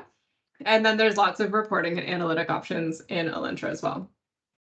So what is staying in 145 for now, and I'll touch on that in a minute. So rotation scheduling. So all of your scheduling will be done in 145. Academic half days will stay there. Handouts and links, and as well rotation and staff evaluation. So all your faculty evals and rotation evals and stuff like that, for now, are going to stay in 145. Now, I do want to mention to this group that there is a project going on that will we're working on the fit gap analysis to move eventually everything from 145 into Elentra. So this is not an immediate thing that's happening. It is going to be a well laid out process. Once we figure out timelines and we figure out how many fits and how many gaps we have, we will be communicating out to all programs. But just so you know, long-term plan is everything is in Elentra. So how are we going to implement Elentra? So this is a bit of just a step-by-step with timelines of how this is going to go, just so that you know what to expect. So the Royal College will release the official EPA documents. For some of your programs, you may already have them. So there's a Pathways to Competence guide as well as the EPA guide. So once the PGME office receives those documents, we can kind of start building your program. Dr. Chaput mentioned earlier, we are going to have an initial meeting. So this will go over quite a few things in terms of timelines, launching the pilot program, and a bunch of other stuff like that, curriculum mapping. There'll be a few other agenda items as well. So the creation of a pilot environment. So generally what we do is we create each program who's launching a pilot. So this is an environment that you can log into. You can play around with. All your faculty have access to it. I actually have another slide on it in a minute, so we'll go over kind of the goals of the pilot. Another thing we'll do is we'll go through all of your faculty lists and make sure everybody has access to the system. The way Elentra is set up is it does linked to the central accounts. So if you have access to 145, it should be the same login for Elentra. However, we know that sometimes faculty don't always go into 145, so we do make sure all the accounts are there and that they're able to access them. I mentioned earlier, or Dr. Shakti mentioned earlier, and I have another slide on this one again, but we do have quite a few training sessions for different groups. So that will happen in the upcoming months. So we are going to create your official program in Elentra in around April. So this is where we'll load your official EPAs. These are ones that are not part of the pilot program, so you're not going to go around and play with them, but this will be around April. Once that's done, we can create all your forms. So most programs have, 20 to 40 or so EPAs. So there's going to be one to, depending on if there's part 1 or part 2, we'll create one form per EPA. And we'll also set up your assessment plan. So if your program says for one EPA, you have a certain amount of requirements that need to be met, those are going to be tracked through Elentra as well. There is a new orientation for our new trainee orientation. This is done through Brightspace and it is mandatory. So all of your new trainees coming into your program who are starting as CBD will be required to do this module, and we will track it as well. So anybody who doesn't complete it by close to July 1st, we'll be reporting that back to you. And then finally, we'll launch July 1st. So what's the goal of the pilot? So the goal of the pilot is to make sure your faculty can log in. So making sure they have something to see once they log into Elentra. If they just have an account and they're not tied to a program, then they won't be able to kind of do much or click on much. We also want them to set up their PIN. So as that discussion was kind of starting from before the break, in the moment assessments is very valuable and we encourage it with all programs. And your PIN is how you're going to achieve that in the easiest way. And the faculty like it because they don't actually have to log into the system. So getting that all set up so that when July 1st comes around, they can just log in, put in their PIN and complete an assessment is really good to have that set up in advance. Another thing is we want to get everybody familiarized with the EPAs, the milestones, what do the forms look like, how do they navigate the tool, so how do they trigger an assessment, and also just what's the entrustment scale. So just getting everybody familiarized with the new concepts. Generally, what we'll do is in that initial meeting with the program is we'll pick 3 to 4 EPAs. So we'll usually pick a couple ones that are a little different, maybe a procedural EPA, as well as one with maybe a couple different steps, and we'll create those as the examples. So what training sessions are there? So the first section here, so we do individualized program demos. So the PA and the PD, there's lots that you're going to need to know how to do when you go into the system. So we're going to do a session with just the PA and the PD for each program. And then we also offer a faculty training. Now, a lot of the times, current trainees are invited to that session just because they will likely need to be able to complete assessments as well. So just making sure that they know how to use that. Went great. Yeah, it's awesome. How are you? I'm just going to mute. Yeah, absolutely. Yeah, there we go. So the faculty session, generally what happens is we come to a session that you already have planned within your group. So whether it's rounds or a meeting that you have monthly with your faculty, we try to not make any extra work. It doesn't take too long. It's only about a 20-minute session. So we can kind of accommodate your timelines and come to a meeting that's already booked. Workshops for different user types. So we do actually have one session per year to the launch date. So we'll have a PA session. So this is where we'll go through all the PA responsibilities. And this is like for all the programs. We invite current programs as well, just as a refresher. And then we also have a session for competence committees. So to go over how to review a resident in Elentra, how to view the dashboards, where to go to see their progress, etc. Again, I mentioned earlier, we have a new trainee orientation. And then we also find out periodically about Royal College sessions. So they offer a lot of great resources and workshops. So every time we hear about those, we pass them on to you. So this is just an example of what an EPA guide looks like. So we will get kind of like a 45-page document with all your EPAs. Some of you are probably already familiar with this, this looking page, as you might have been involved in the creation of the EPAs. But this is kind of what we use to build the forms. So if under the assessment plan section, each question here will become a question on your form. So what was the observation type? Was it direct or indirect? What type of presentation was it? So these are the questions we're going to use to build your forms. And then this section right below is what we're going to use to actually build the requirements.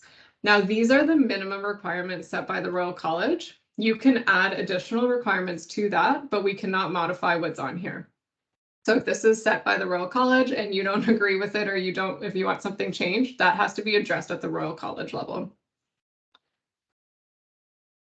Now, I'm not going to go through a full demo of Elentra because we're a little bit too far removed from the launch date. So we're going to have individualized training sessions and we'll go through everything in detail.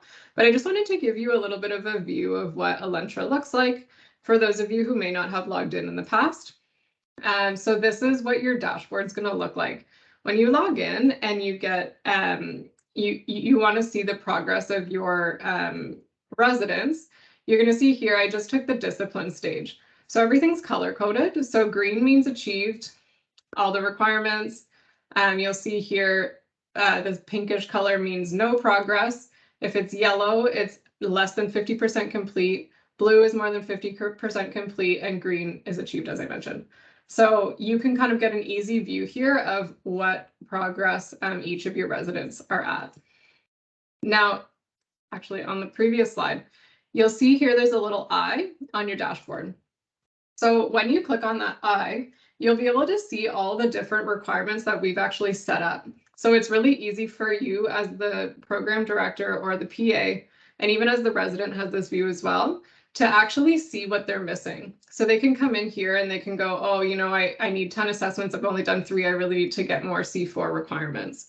So this is really helpful for the residents to track their own progress, as well as the program to keep on track of it as well. Now, the learner does have a separate dashboard that they can view as well. So they can see all of the different requirements for, like I mentioned in the previous slide, but they can also see all the assessments submitted per EPA. So they can come in here and they can sort by EPA. They can look at each assessment individually. They can view a summary. So there's lots of different views that they can do from here. As I mentioned earlier as well, there is a log meeting option. So residents and faculty can log meetings just to keep kind of track of their notes. Now, the last thing I'm going to mention is there's a couple new additions here in terms of visual summaries. So as a program director, we've given access to 4 different dashboards. Some of the different user types will have different accesses, like a CC chair, for example, might have different access, but right now I'm going to just talk about from like the program perspective. There's a resident dashboard. So these offer graphs and visual representations of all this data. So it's not just numbers on an Excel sheet. So the resident dashboard shows information on each EPA for each resident. So it shows graphs of their progress on their entrustment scale for each EPA. It really breaks down all the data really nicely. And this is what Dr. Watterson was mentioning that his CC looks at when they do the review. Now, the second one is a normative assessment. I'm not going in the right order here, but that is going to be more like EPA completion stats for all residents. So how many did they trigger versus were actually achieved, things like that. One thing that we're really excited about that's more recent is the faculty development dashboard. So this is where, as a program director, you can log in and see expiry rates per faculty, what their average entrustment rating is. So does faculty X only ever give 5s or only ever give 1s? Do they never, you know, like you can see kind of where the entrustment scores are. And you can also see words per comment. So if, you know, certain faculties are only writing good job on each assessment, you'll see, you know, their mean comment or average comments are words per comment, sorry, are going to be 2, which, you know, is something you would want to address with the faculty. Now, the last dashboard is the program evaluation dashboard. So this will show you program statistics in terms of distribution of EPAs, and the words per comments again, and the EPA's acquired versus distributed rates. So it's just more stats for you to look at to make sure that the launch of your program in Elentra is going well. So again, there will be training on these. You'll be able to see them. We can go through them as a program. I just wanted to let you know that this is something that is available. Now, I have some resources here that I wanted to mention. So when you log into Elentra, there is a helpful links guide on the side, and this is super helpful. It's broken down by role. So if you're a resident, if you're a faculty or a CC member, there's step-by-step guides in here with screenshots of how to do pretty much most of the tasks you're required to do in Elentra. So how to trigger an assessment, how to set your PIN, all those kinds of things. I'll just mention them, but you'll get the slides after, and you can go to each of these links. But there's an FAQ for PA's video. We have a Dropbox with tons of resources available. There's also some videos on how to set your PIN and logging into Elentra for the first time. And again, that orientation video for new residents. That was all I had. I did see some movement in the chat, so I'll just take a look if there's any questions. Does anybody have any questions while I read through these? I'm going to ask a question. Thank you for this presentation. It's funny because yesterday this came up. One of our residents who I'd worked with about a month ago had requested, EPA assessment, and she kind of bombarded my email yesterday with 5 or 6 assessments. And my response to her was that I will not be filling them out because it's been a month. The purpose of the assessment is to, the conversation that is had, and it's in interaction, not just the check mark of having the EPA. How are you guys dealing with that? We've been launched for I think a year and a half now, or 2 years. So how other members here who have used it responded to that? Like a month later, it's a useless evaluation for me. I'm going to maybe pass that question to Dr. Chaput. I mean, I can give you advice on what you should do is use that as an opportunity to educate your residents that that's not the right way to do it, number one. Number two, what I'd say is if you find that it's not going to be a valid assessment, then go ahead and fill out the EPA, but don't fill anything in, put a comment in the bottom of the EPA form so that your competence committee can see the fact that you're not going to be completing it because it was sent too late and it would be an invalid form. The other question that kind of ties into this, Mary, is we've had a lot of discussion at my CBME subcommittee, and on that committee, listen, I've got residents, I've got faculty, CC chairs, I've got program directors, all that stuff. So I get a broad amount of input. And we had decided a while ago to put a 2-week expiry on EPAs. And then we had people complain and say, it's expired. What am I going to do? I lost that EPA. And again, the feeling around the table from people that were there is similar to what you just said, is that if somebody can't fill in the EPA, even if it was triggered on the day of the assessment, but it didn't get filled in for 2 weeks, that the longer you wait to fill it out, the more redundant and useless that evaluation becomes, that we felt as a group that we were going to continue to hold the line on the fact that we're going to leave them expired at 2 weeks. One of the recent things that I've heard from the resident group, and this now comes back from a survey that was done by the Royal College, is that residents are still quite upset about that expiry date. I think we still have a lot of work to do and discussion around how we deal with the issue. I'm not sure we have an easy answer to it yet, but I would just say that as somebody who's been doing this for years, I fully support the fact that your gestalt is right, that an EPA assessment that's being completed a month after the fact is useless. And so you as a program need to probably decide how you want to handle that and what kind of messaging you want to send out to your trainees, because it seems to be a trainee issue here, as well as your faculty around it. Quick question for Andrea. I just downloaded the app and it's asking for a URL. Yeah, I can put that in the chat. It's the same URL as the web URL, and I will put it in the chat now. So the app is great. is a great option. I just want to mention the app really only does like EPA completion.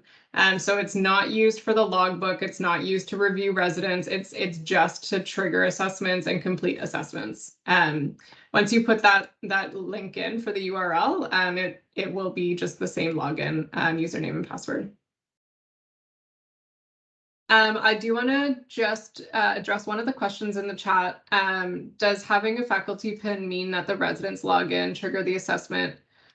Yeah, so the way the PIN works is the faculty member actually never logs into the system. The resident will trigger the assessment on their device, on their account, and they will go through the assessment together with the faculty. So generally they're giving them advice or their feedback out loud, as well as documenting it on the form. And then once the form is filled out together, the resident will pass the iPad or whatever the tablet is to the faculty member, and they just have to put in their personalized 4 to 6 digit code, hit enter, and then it's done, and they never have to look at it again. So there's no after the fact task to go complete it.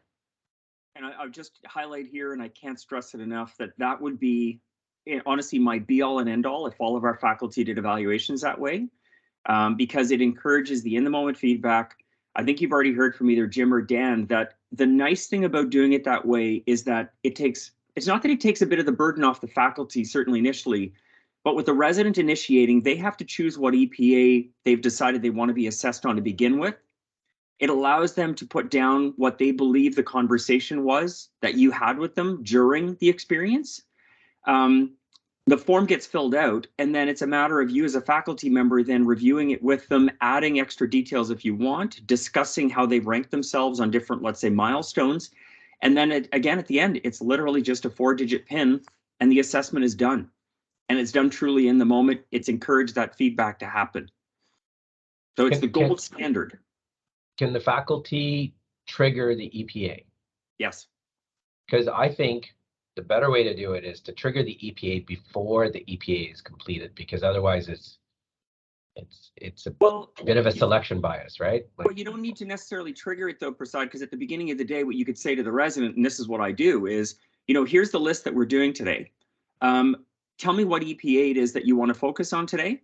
It's not that I'm not going to teach, I'm not going to give you feedback about everything that we do today together, but I need to know what it is that you really want me to focus on, because if I don't know it ahead of time, I can't properly observe so I can assess it. That's the way I typically do it. And that's the way there's not selection bias, but we're pre-planning out what the EPA assessment is going to be. And I'm loaded ahead of time to know what I need to focus on. What you might need ahead of time, and the reason triggering it ahead might be beneficial, is that if you look at the EPA first and you look at all of the anchoring things that you're supposed to assess on, it then gives you an assessment rubric that you know what you need to focus on. But again, the first thing is to just get the assessments done in a timely fashion, and then you can finesse the process later.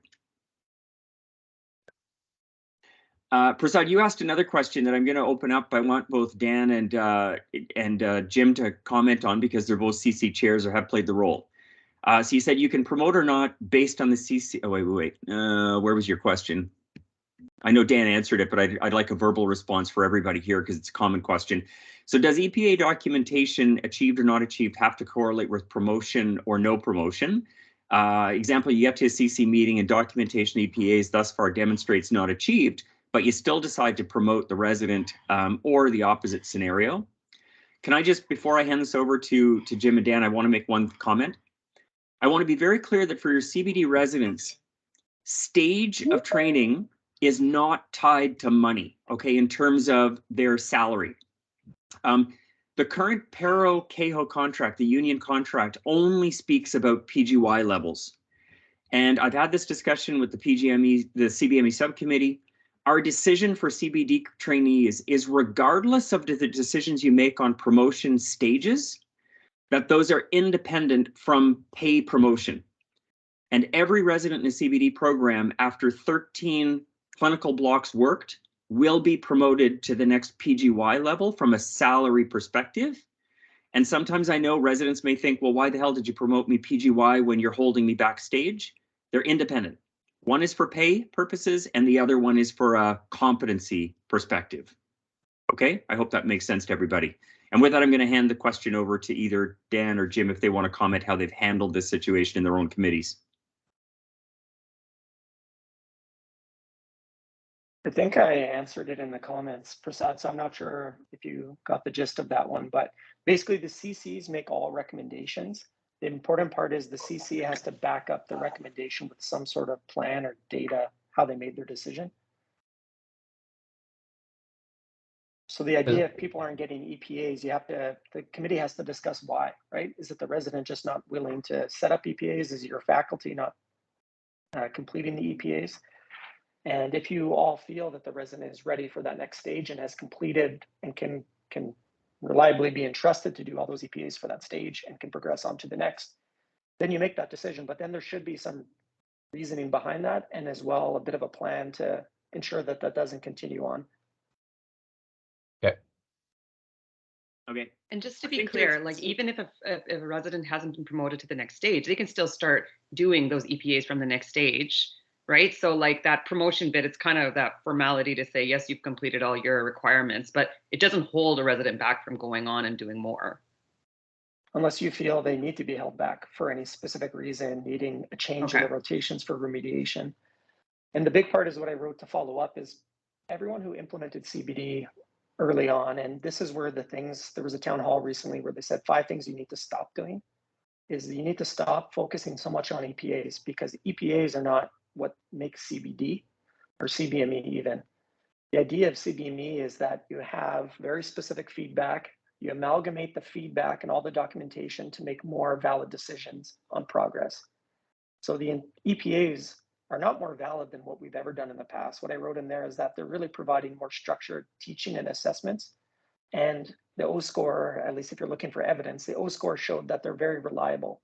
So faculty actually understand those entrustment anchors better than they did in the past, where it was like, is at the expected stage, working at the expected level, like who knows what that means in everyone's mind. So this one's very much anchored in what you actually observed and saw. So it makes the entrustment scale more reliable. The way to make the assessment more valid is not the EPAs, but the idea of amalgamating lots of data points, coming together as a group, reviewing the data points, and making an overall impression with more data to actually make a better decision. That's where the validity comes in. Okay, there's still some other things I do want to talk about this whole promotion thing. I know, Chris, you have your hand up. Chris, are you okay with holding your question? Because we're about 20 minutes behind for Dr. Mazzola, and I don't know if she can stick around until noon. I want to make sure we give the resident perspective adequate time here. And then we'll come back, because again, we have until noon then to have our discussion. So with this, I'm just going to put it to Dr. Mazzola, who's a resident internal medicine, has lived the experience from the resident perspective. We'll hear from her, and then we'll come back to our Q&A open discussion. Okay. Okay, Leslie, go ahead.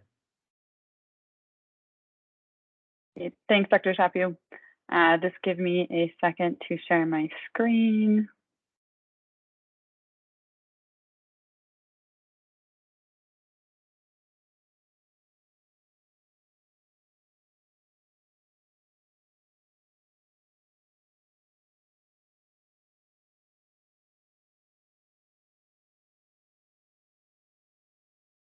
Can you all see my slide? Okay. Yes, we can see it. Loading. Okay, perfect, great. So as Dr. Chaput said, clicking ahead by accident, I'm Rosie Mazzola. I'm an R3 in internal medicine. I'm also one of the current medicine chiefs. I thank you for inviting me to speak here today. I've been a part of the PGME CBD subcommittee for the last couple of years, so it's given me a great perspective from the program and faculty side of things for CBD. I'm going to be speaking about the resident perspective of CBD, and I will say that this is one perspective. I can't speak to every resident or every program. Obviously, I'm an internal medicine, so I'm coming more from the internal medicine lens.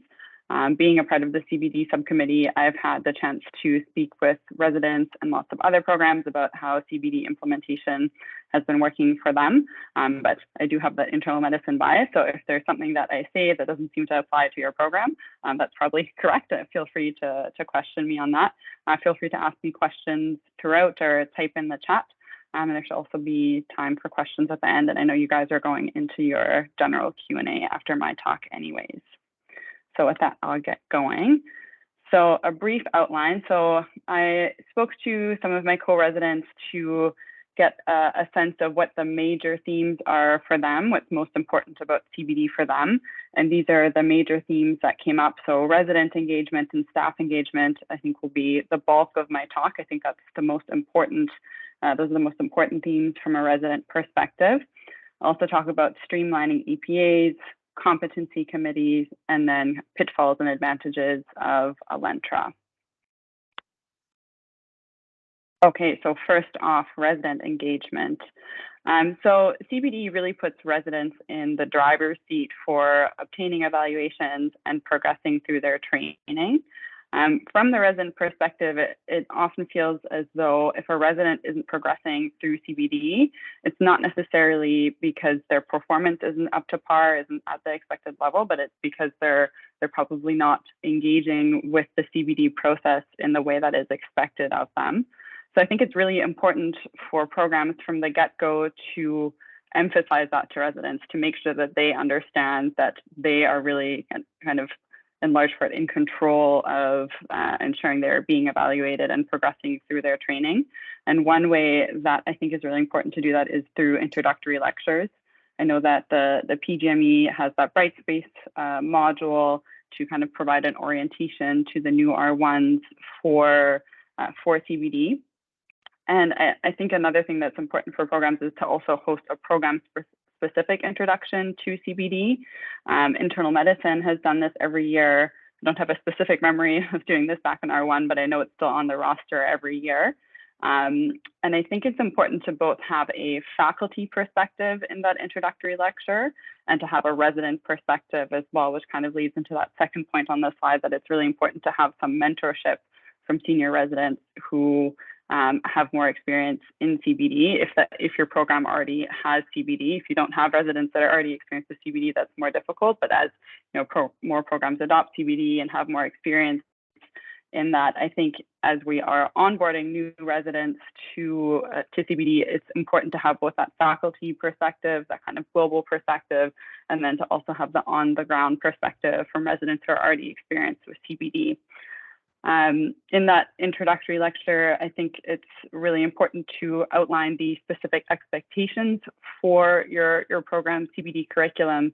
So, you know, what are the main stages, the main phases of training? What are the main types of EPAs? You can highlight when certain EPAs, like which rotation certain EPAs can be achieved on, what the expected timeline is. For instance, in internal medicine, the initial I forgot what's called now, the initial transition to, not transition to practice, but the transition to discipline is, I think, 3 months long. So, you know, it's important that residents really know those timelines and know that they are expected to more or less stick to that.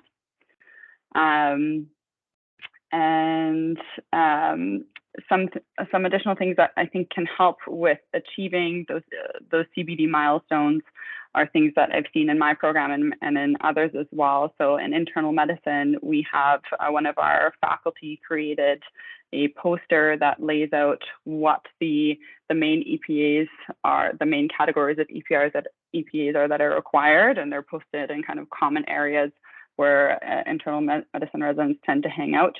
I know in general surgery, the residents have little cards that they carry on their lanyards that indicate which EPAs are required. I think whether you need a poster or a lanyard or another format kind of depends on the complexity of your EPAs. In internal medicine, we have so many EPAs that you couldn't fit them realistically on a lanyard. So a poster lends itself better to that. So you kind of need to know for your own program, you should take the EPAs and the CBD milestones that you're expecting your residents to achieve and lay it out in a simplified manner in order to help them progress through that. Another thing that can be helpful is either encouraging residents to create their own spreadsheet, which I think is not ideal, but create their own spreadsheet to track their EPA progress, or that the program can also provide a spreadsheet. I think with the recent updates to Elentra and the fact that tracking in Elentra is easier, this might become a moot point. But you need to enforce in your residents when you're orienting them to CBD that it's really important to keep track of where they're at in achieving their EPAs and their CBD milestones. Okay, so on to the next theme, staff engagement. So I think this is where most of the frustration with CBD comes from for residents. And I just want to highlight that this is very much a resident perception. I know that there are many perspectives in CBD. You know, the staff are involved, the faculty in the program are heavily involved, the PGME is involved. And I think everyone has their own perspective. I know since I'm involved in my program's leadership and I've been involved in the PGME CBD subcommittee, you know, I've seen how much work goes on in the background to make CBD work across all the different programs, but I don't think that is a perspective that many residents have, and what residents see and what they experience is really just exactly what they can see. So I just wanted to highlight that this is a perception, but I think it's still an important perception from residents. And that's that residents feel that CBD really puts the onus of obtaining evaluations and progressing through the phases of training entirely on residents. And that in a lot of programs, the staff are not really engaged and helping in that process and also taking ownership of that process. You know, and I will say that specifically is something that is very strongly felt in internal medicine. Other programs have been more successful in making their staff and their faculty partners in this process. For example, I think from my own experience rotating through emergency medicine and speaking to the emergency medicine residents, that's one program that's done a really excellent job of partnering their residents and their staff together in allowing the residents to successfully proceed through CBD. Internal medicine, I think, exists, you know, a spectrum of how well programs are doing this. And I think internal medicine isn't the worst, but we're maybe somewhere in the middle of the spectrum and still trying to find our feet and improve the CBD process. So what are some issues with staff engagement or lack of staff engagement? So these are some issues that have come up from residents across different programs. So particularly when CBD is first introduced, but even, you know, after months or years of programs being a part of CBD, some staff are still not familiar with CBD requirements. You know, I've had residents tell me, you know, my program has been in CBD for a year and I just asked the staff for an EPA and he said, what is an EPA? So that's definitely a significant challenge, that lack of education and that lack of knowledge, that lack of buy-in of staff into the process. I think a lot of this also speaks to what Andrea was just saying in her presentation. So, and what you guys were asking afterwards. For the vast majority of EPAs, residents are triggering the EPAs. It's very rare that staff trigger them. Again, excepting some programs like emergency medicine. But for the vast majority of cases, residents are triggering the EPAs, which also makes it kind of a self-selective process. So residents, you know, have this group of EPAs, but it might not represent a very global assessment because they're selecting scenarios where they think they'll get a 4 or a 5 or an EPA, and then they're not going to ask for assessments when they haven't done very well in an EPA category. And I think that that doesn't fulfill kind of the spirit of CBD or the purpose of CBD. So it's very important that you engage your staff and get them to also trigger the EPAs, even if the resident isn't coming up and asking for that EPA. EPA expiry has also already been spoken about. I understand the reasons why EPAs are expired, but it's a frequently mentioned issue among residents. And I think from a staff perspective, the issue is that often from a resident perspective, the EPAs are often sent out in a timely manner, and then staff just don't complete them. So in the moment, it should be a very valid and a very useful tool to obtain feedback, but then staff, are busy, they don't look at their emails, and they let the EPAs expire. Another issue with the EPAs is that, particularly in my program, and I know this less so for other programs, but in large part, residents are submitting the EPAs to be done by email, and then they are pre-filling the EPAs. It's mandatory to have some sort of comment, put some sort of text at the bottom of the EPA. And so residents, will write out what the scenario was that they're being evaluated on. And then more often than not, when the staff actually fill out or submit the EPA, they're not actually adding any additional text. So the residents are, gaining the useful experience and reflecting on their own performance, but then they're not actually getting true feedback, true comments that are written in by the staff, which I think is a lost opportunity. So those are the challenges, but how can this be addressed? These are some ideas that have been discussed in our PGME CBD meetings, I've discussed them with other residents. I'm sure there are many other solutions, and if you have any others, I would be happy to hear them. But some possible solutions to all this includes increasing CBD education amongst staff, so both from the PGME level and I think from the department level. I know that the issue with that is that, again, it's self-selective for the staff, that staff who want to learn more about CBD will show up to these sessions, and staff that aren't engaged in the progress will not necessarily show up. But I still think it's important to offer more educational opportunities and move towards staff being more engaged in this process. As Andrea showed, you guys, from a program perspective, have a lot of opportunity to track staff completion of EPAs in many different ways. There's many different metrics. I think it's really important for programs to do that. And then to also follow through on that and use that information in deciding whether, someone will be reappointed to their position, or whether they need to have more mandatory CBD training to understand how to really engage with this evaluation process. I'm not sure if incentivizing staff is possible from a department level. I don't have that insight into how departments or programs work, but if it's possible to provide incentives for staff to complete more EPAs, to trigger more EPAs themselves, I think that would be a potential opportunity. Yes, cookies are a great idea. I would respond to cookies. Okay, so that kind of ties up my main two themes here. So I'll just speak to the last few themes that I had here. And I know it was mentioned, CBD isn't all about EPAs, but from the resident perspective, EPAs are kind of the major hurdle or the daily task that we're given. So I think especially when programs are creating EPAs, or if you have the chance to review and kind of clean up your EPAs, it's really important to make them streamlined.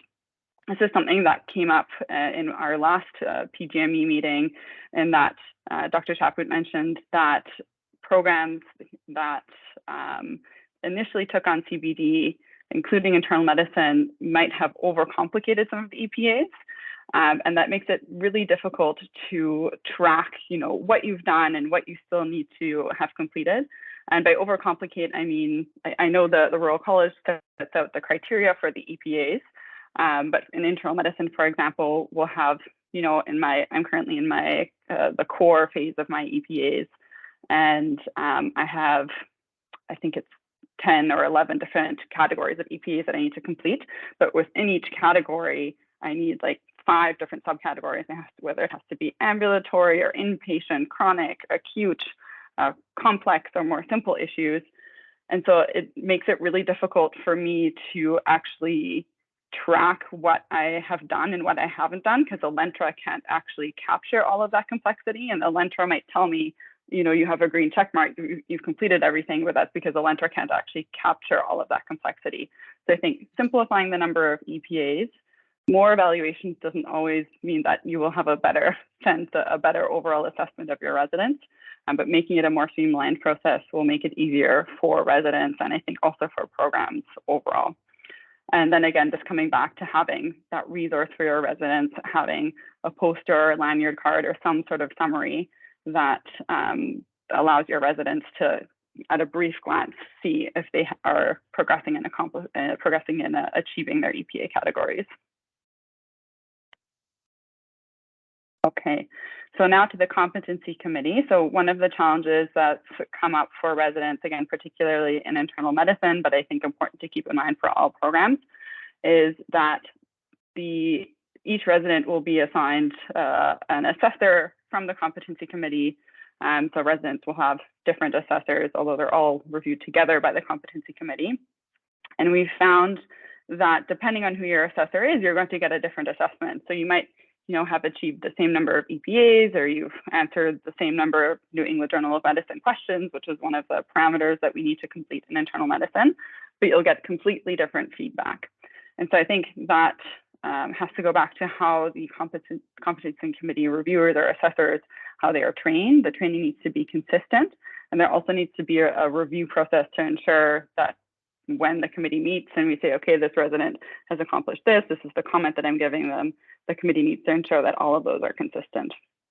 In internal medicine, also academic coaches, we have academic coaches, but they do not have to attend competency committee meetings.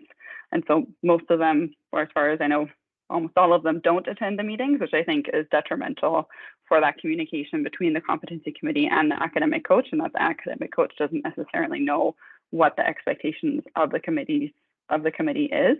So I think having that communication with the coaches, having the coaches be a part of the committee meetings is really important. And then a slightly separate point that I'll make is that, so for each competency committee review, whenever a resident is reviewed, there'll be a worksheet for that resident. I think it's different between the programs, whether the committee entirely fills out that worksheet or whether the resident partially fills out the worksheet. In medicine, the resident fills out the worksheet in terms of which EPAs they've completed, what their assessments have been, as allows residents to partially reflect on what the feedback on the EPAs has been, which I think is valuable. But the worksheet itself, I think, needs to be a fairly simple thing. We have a fairly complicated worksheet in medicine right now, and the worksheet also doesn't line up very nicely with how we see our EPAs on Elentra. So, I think the main point of CBD is to have lots of low stakes assessment to get a global sense of how the resident is doing.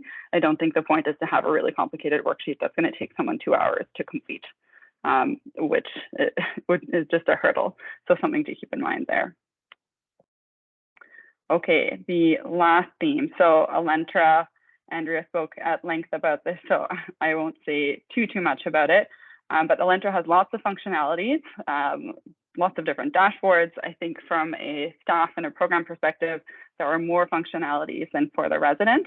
And I think it's really important for the programs to use those, to use the metrics on tracking how the staff are engaging with the EPAs, if they're filling them out, if they're being expired, if they're actually writing comments. I think really important to track all of those things, going back to that theme of staff engagement.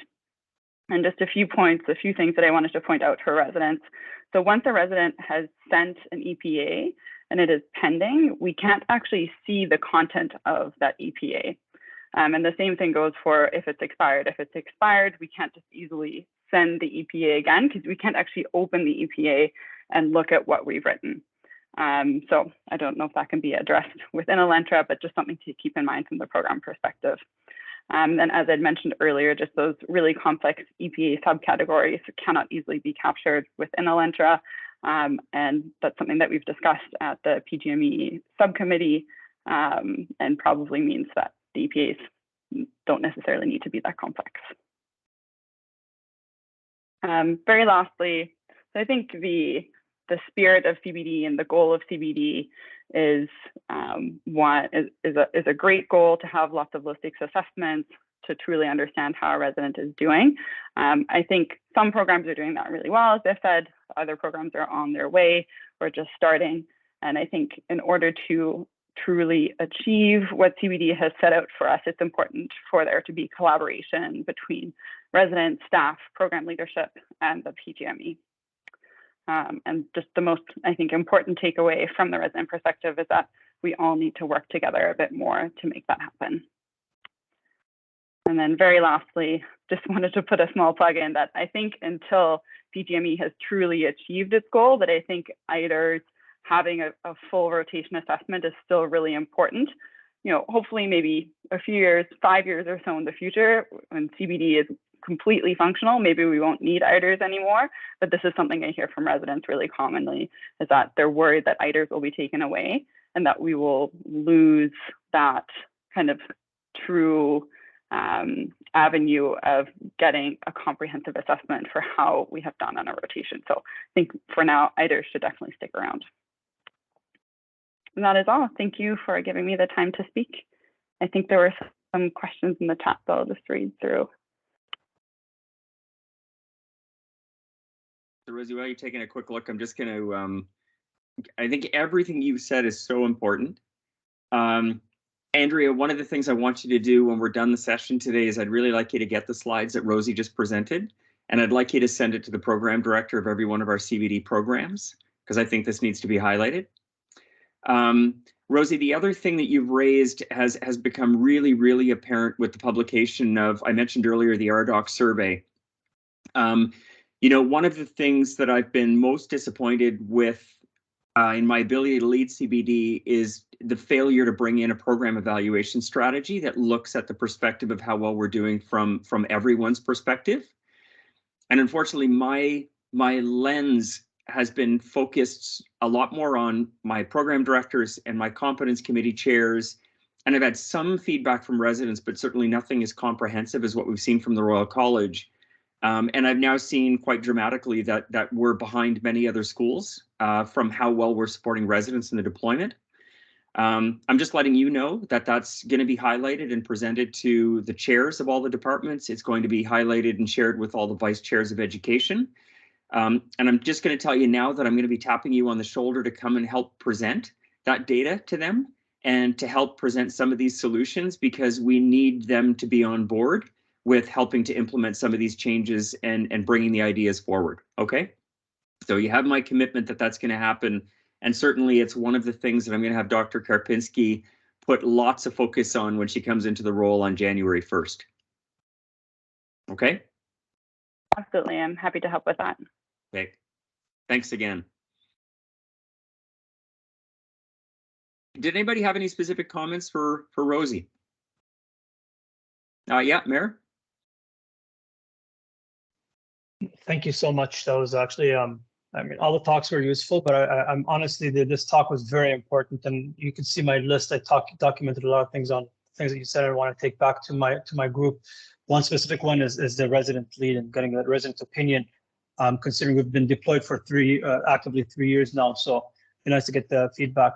I have to I like your last comment where you said about EIDRs, you know, with the, and it's funny, it was already alluded to before by Dan, and I think it's very important, is that everyone's focusing on CBD being EPA and only EPA and thinking only EPA, because that's just a new thing that's coming in. But, you know, the nice thing that Dan said is that EPAs are just one important tool in the assessment of the resident going through their education. And then I agree, EIDRs, and that's what we've been doing in our program, is we look at the EPAs as one source, which is very important. But a lot of details has come back from the EIDRs, and actually I get emails from staff if they have worked with the resident for a shift and something they performed really well at, or something they underperformed at. That comes back to us, and we put that into kind of comes back to us, and we look at it, the CC committee. We look at all that data put together and help make our plan move forward. So I think I agree with you. EIDRs should stay, or at least a form of EIDRs should stay behind. Yeah, absolutely. I think that's a great way to put it, that it's just another data point as a part of the global CBD approach to assessment. Yep. Rennie?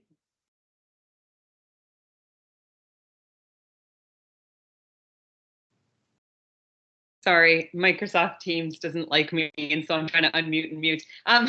Thanks, Rosie, for your presentation. I'm Rainey Jane. I'm the program director for the PEDS Emerge program. I just wanted to ask you specifically about a comment you made earlier with regards to just the resident wellness bit, and like you had mentioned specifically about some of your Emerge colleagues feeling a little bit less of that burnout, a little bit less of the same pressure just because of their staff engagement. I'm just curious, if you can tell us a little bit more specifically what it is that they've liked going through that program, what have their staff done that has made their program more successful?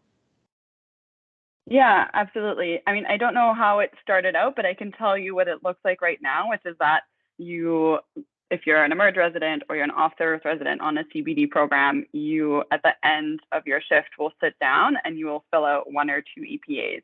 And the staff know this, and so the staff are often the ones who say, okay, they'll sit down with you at the end of your shift, they'll have a debrief, you know, aside from your EPAs, they'll have a debrief with you and they'll say, okay, which EPA do you want me to fill out? Or the best approach, honestly, was when a lot of them would say at the beginning of the shift, you know, which EPA do you want to achieve today? And then they sit down with you and they actually, you know, you have Elentra open, you go through the different milestones, and then they ask you to reflect on how you think you did, and then they'll write comments, or they'll narrate to you and you type. And it's really a very collaborative process. It's live, it's in the moment. And, you know, I don't know how much of that is just because of the structure of an emerge shift versus how much the emerge program really encouraged their staff to do this. But I think that works really well. It's an in the moment assessment. You're kind of guaranteed to get 1 or 2 EPAs in a shift, and it just works really well. I'm glad to hear that, because obviously our program is structured somewhat similarly. So that's my goal. That's my program goal. My follow-up question, do you guys use the app much for pulling up EPAs? Only because I think about like space constraints in our department and being able to find a computer, sit down and fill them in a private setting. So I'm just curious how functional it is on an everyday basis. I've opened the app, but I've personally never actually submitted an EPA on the app. I think it is used to a small extent. I don't know if Andrea has any metrics on how much the app is used. I think it is used to a limited extent, but it's not greatly used. I think the interface has some issues, and there have been some times when the app doesn't work, and so I think people are kind of hesitant to transition to using it. You know, just to follow that up, you remember several years ago, we gave all of our residents iPads, and they loved their iPads, had them for years. And at some point we got rid of the iPads and we expected a major uproar. The funny thing is that we had Epic come in around the same time, and Epic basically probably increased by at least 5-fold the number of computers in our environment, it seems. And so kind of the default now is, well, who needs an iPad, because we've got all these computers all over the place, and the interface is actually better on a computer to be able to do some of these EPA assessments. And I kind of echo what I heard from Rosie, is that most people just use the computer because they're everywhere. No, 100% agree, right? We at CHIA went to Epic even before you guys did, right? So like we you know, our emerge is chock full of computers. It's more the privacy issue that I find, right? I mean, our computers are, you know, they're in the patient rooms. So obviously that's a no-go. And then we have a limited number of computers in their doctors' areas, but it's really tough to like sometimes give that, you know, one-on-one feedback and things like that when you're in a physician area where there's 10 other doctors around you. So that's, I mean, just from a practical perspective, that's why I was wondering how user-friendly is Elentra, the app, and whether that's something, you know, are there plans to make it more user-friendly so that we can just kind of like tuck around a corner and do the EPAs that way instead? I do find it is a bit clunky. It could definitely be more user-friendly. I would rather use Epic on my phone than use the Elentra app. Yeah. Okay, we'll take that feedback back to the consortium. Okay, I just want to make sure that we have 3 other people who have been waiting to get on the line here that I wanted to be part of a kind of a more open panel discussion. So we have 3 individuals who are here. We have Dr. Danny Lally, who's the Program Director for Neurology, Adult Neurology. We have Dr. Toby Odson, who's the Program Director for Pediatrics. And we have Dr. Curtis Nickel, and he's the Education Curriculum Director for Anesthesiology. Now, I don't know, Andrea, how you would set this up, if you had asked them to each maybe, you know, say a couple of minutes worth of, you know, their experience in their specific role, and then we'd open it up for discussion. Or, Andrea, you just provide me some guidance as to what we decided here. Yeah, sure, no problem.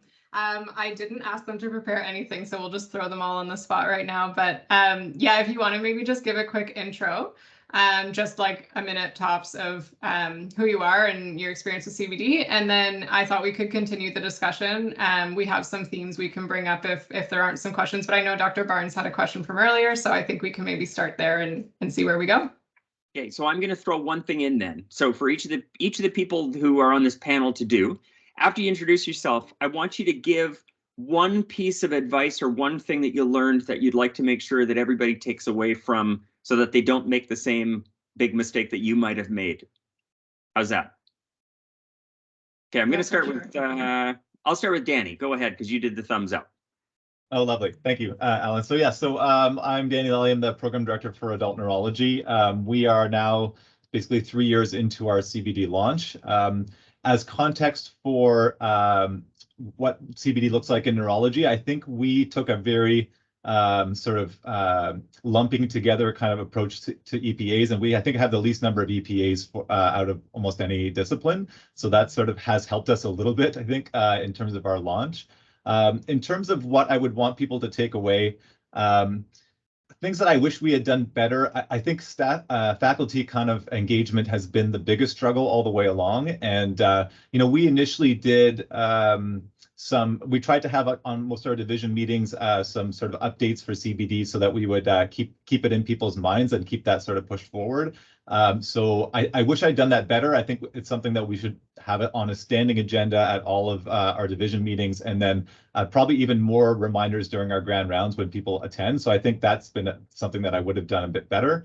In terms of one of the things that I think we did well is that our competence committee has all of our academic coaches sit on the competence committee. And then what that's enabled us to do is all of the people who are coaching and helping our residents go through CBD, they see what's going on at the competence committee, and they're there when their own resident is being reviewed, but they're not doing the primary review. They just sit there and they listen. They can advocate as well for the residents. So I think that's been quite helpful. I know it depends on the setup for your program. It's not going to be feasible in all programs, but I think that has helped us a lot.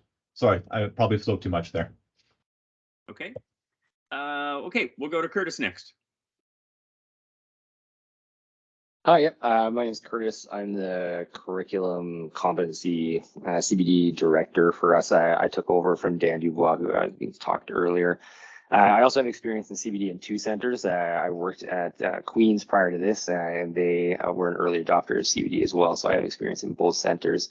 Something that I think is important that has been brought up a couple of times now, I think, is definitely trying to both get across to the residents and to your faculty that it's not all about EPAs, and that there are lots of ways to gather good feedback for your residents and about your residents outside of EPAs. I think there becomes much a really high focus on that, from both sides of things, and that can sometimes permeate into your competency committee.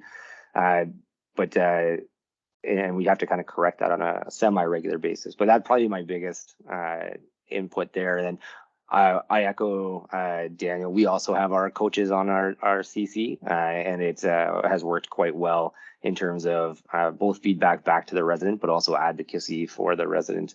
And I encourage, if that's possible within your system, to do. I think that's a really useful tool. Okay, thanks, Curtis. And over to you, Toby.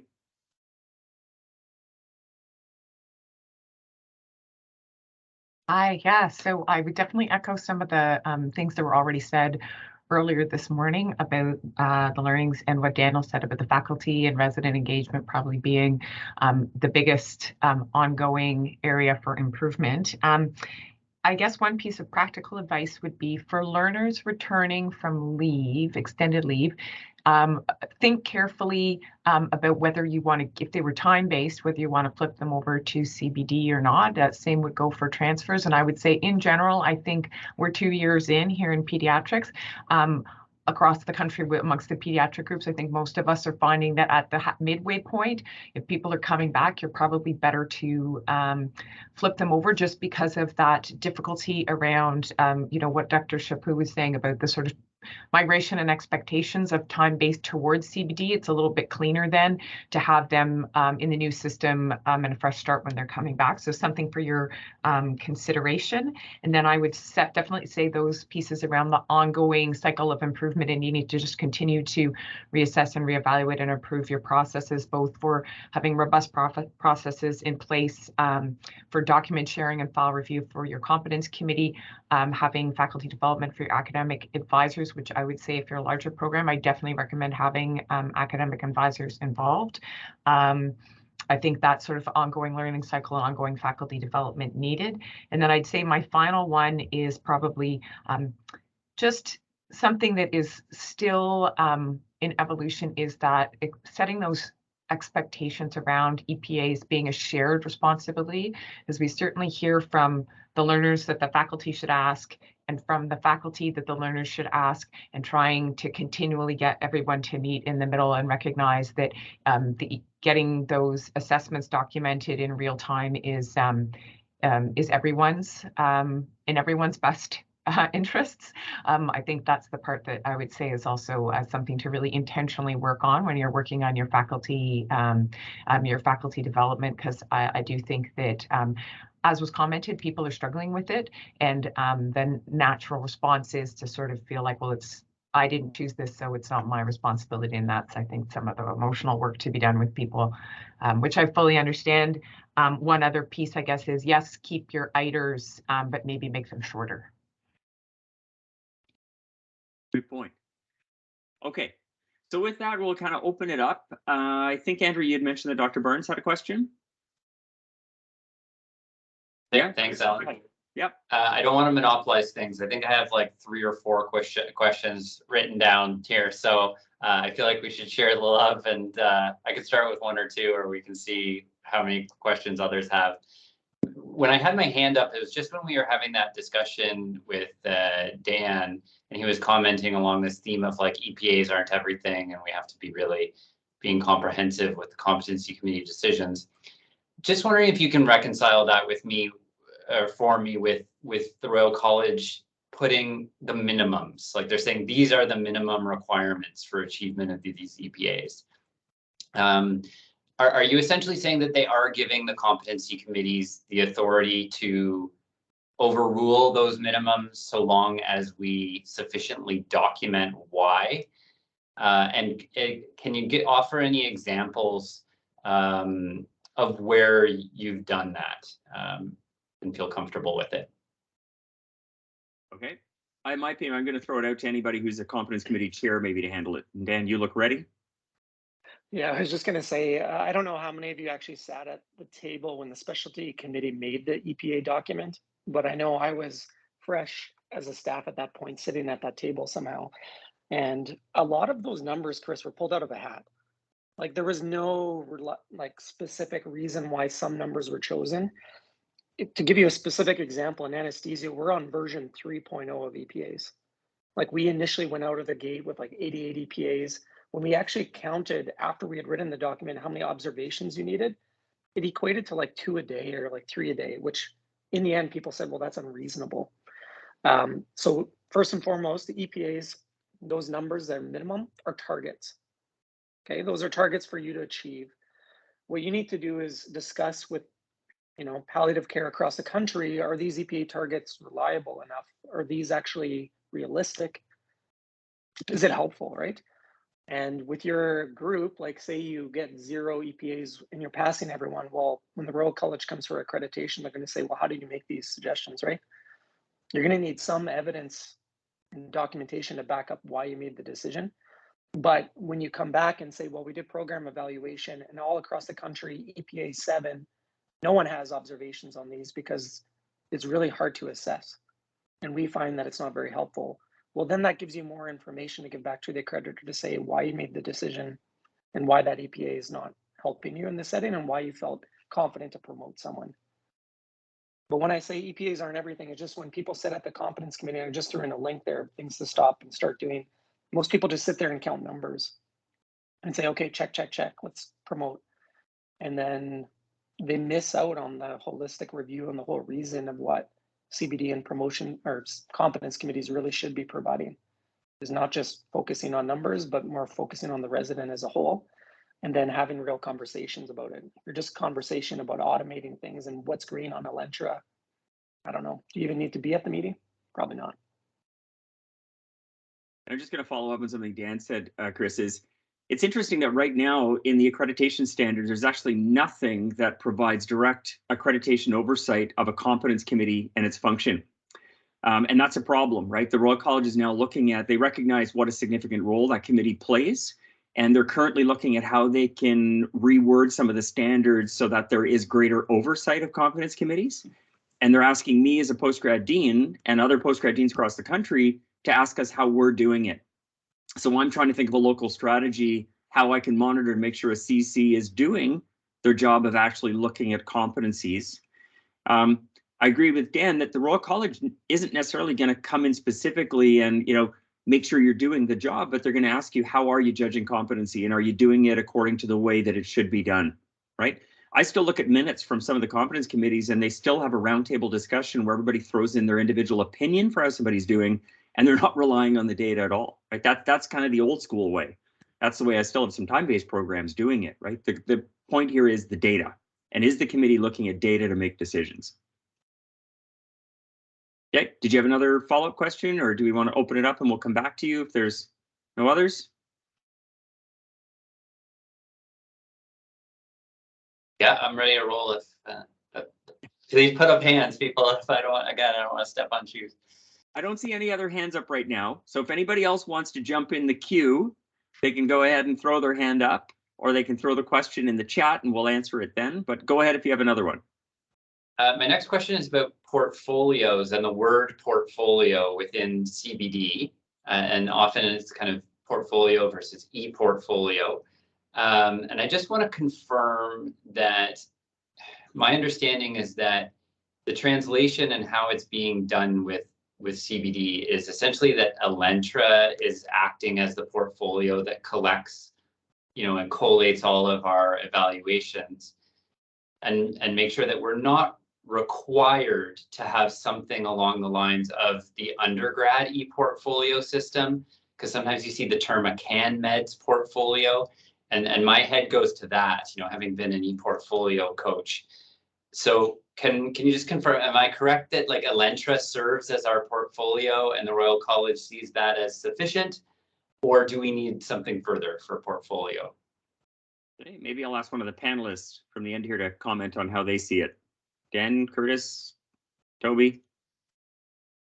I can talk about our experience. So our portfolio is actually part of one of our last transition to practice EPAs, and it consists of more than just the Elentra documents. So it involves a teaching dossier, the scholarly project, and that sort of thing as well. So it mostly combines a lot of our EPA work, but it does as well sort of require some extra work in terms of collating any scholarly work or any teaching evaluations and other work that they have done. So it's not quite to the same extent that you would expect in sort of like the undergrad e-portfolio. The way we have managed this is our academic coaches have assisted in sort of collating and bringing together this portfolio over time with their resident. And then that is reviewed at our CCs. So it's sort of been downloaded down to our academic coaches who prepare the file for review at CC. So ours isn't just Elentra, it involves a bit more. I'm not sure what other programs have. Yeah, does that answer the question, Chris? Yes, it sounds like to me that it's whatever, almost what we would call old school, the residence file. Like it's the collation of everything that we're looking at for their requirements and what they're completing over the course of the program. It's not a CanMeds reflection dossier that, that they have to fill out and we review each reflection with them. Right. Sounds to me like it's just the package of assessment data you have. And I saw nods from Toby, I saw nods from Dan. Kind of the assessment.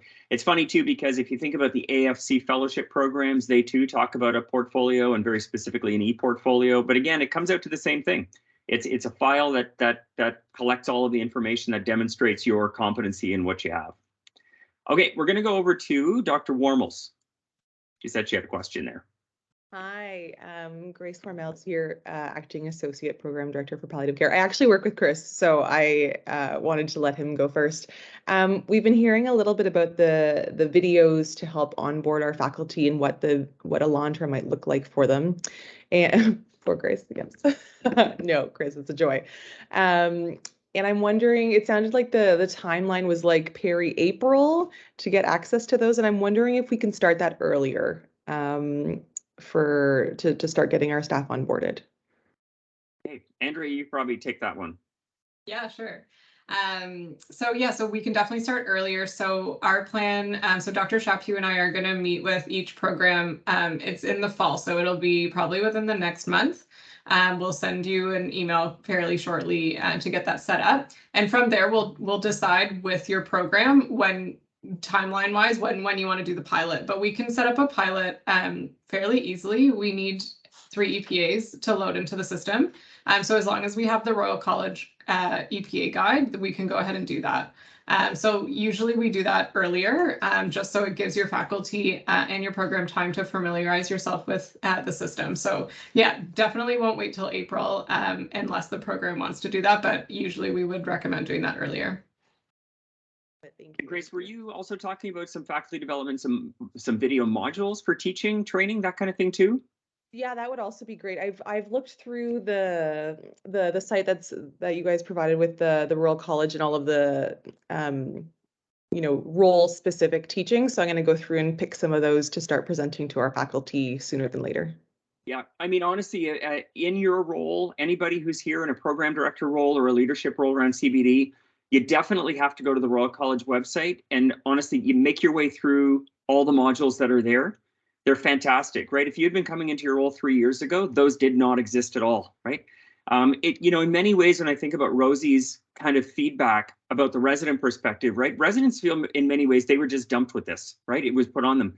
I'll tell you that the schools all felt that way. The faculty all felt that way too, right? The Royal College makes this big decision to change, and we all have to adapt. We all have to make the changes. And then they did this to us and then said, well, here, you kind of have to go off and create all your own development activities and resources for your people. But the resources that are now are really phenomenal. They've been peer reviewed. They've been reviewed by all of the CBD experts across the country. So it's a great place to start. If there's something specific you're looking for, though, don't go digging through all the files.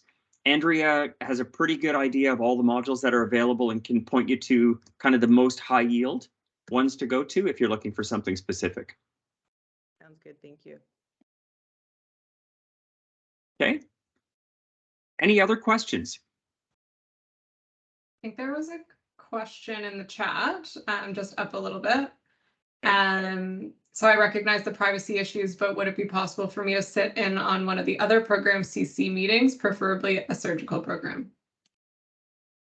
So I'll just go ahead and answer that the answer is yes.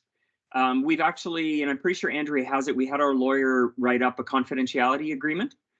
So if that's going to happen, just basically when you're going into the other program, we'd ask you to sign it so you can sit in, observe, and then it's just your verbal commit or written commitment that, what you hear is confidential while you're there. Correct, Andrea? You have that form? I haven't been able to find it, but I will find it, and we'll do that. And I will add to, Dr. Watterson was kind enough to have me sit in on a CC meeting when I started this job. So I would highly recommend doing that. I thought it was really helpful. I had no idea what happened behind the scenes before that, and I found it really, really useful. Yeah, and I'm just going to follow up and say, before you reach out to somebody and ask them yourself, can you please contact me and ask me? Only because there are some that I think are better than others, and I'd rather you learn from a good one. Listen, if there's one thing that I've also learned over the past several years is that there's a learning curve to everything, but the Competence Committee is the one that has the biggest and longest learning curve, okay?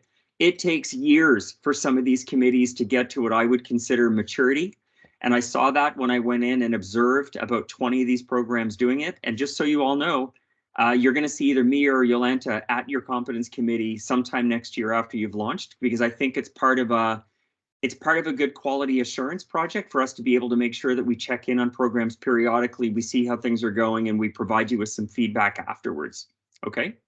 And I'm sure our competence committee chairs that are here can probably attest to the fact that, as you heard from Jim even, constantly evolving, right, in terms of the processes to always improve. Okay, Chris, you had your hand up? Yeah, one last one, thanks.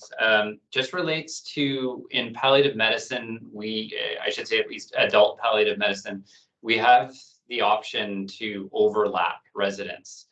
So from anesthesia, neurology, they can, and potentially others, they can overlap their final year with those core specialties. That created some challenges. We have workarounds with regard to 145, like essentially only one program can own them at a time in 145. Just curious, does that same limitation exist in Elentra? Yes. Okay, so yours is not unique. There are actually a number of programs that have overlaps. You can imagine all of the internal medicine subspecialty programs essentially overlap for that 4th year of internal medicine, 1st year subspecialty. The same thing happens, well, there are lots of them. Psychiatry has the same thing. Often, Chris, those trainees come from another program. So you don't even know it yet. They're doing their final year at another university and then they come to you. In most of those cases, what happens is at one of your very first CC meetings when the trainee starts with you, what you're going to do is you're going to take a look at the rotations that essentially would map over.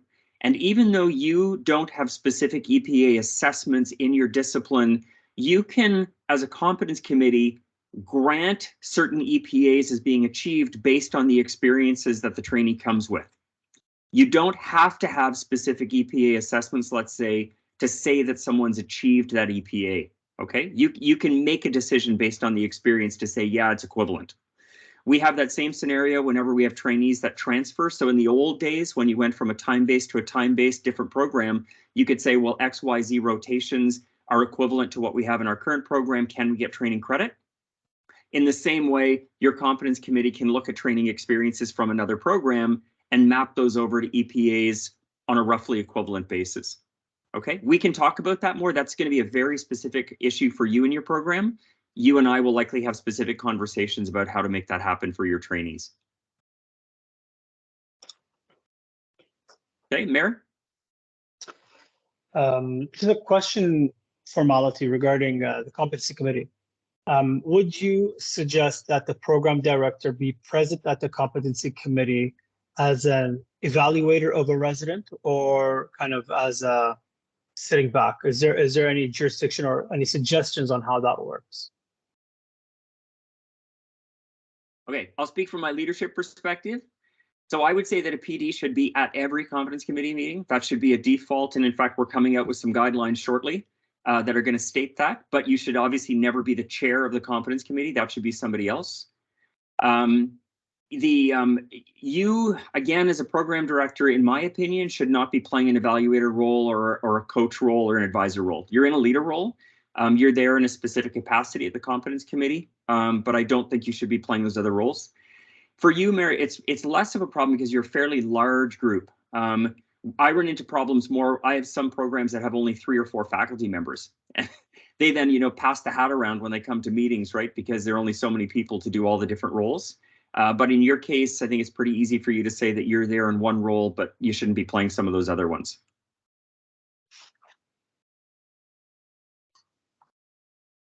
Okay, we have about 4 minutes left. Any other questions for anybody who you've had here?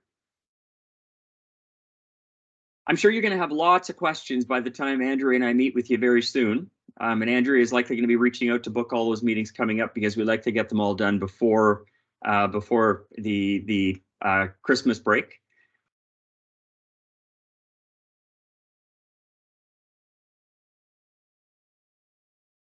Nothing left? I've got a long list of things that I could certainly talk about, but we don't really have enough time to get into them. We'll touch on them when we all meet together. All right. So with that, then I'm going to go ahead. I'll close out. I wanted to thank everybody for coming. Certainly thank everybody who presented for us.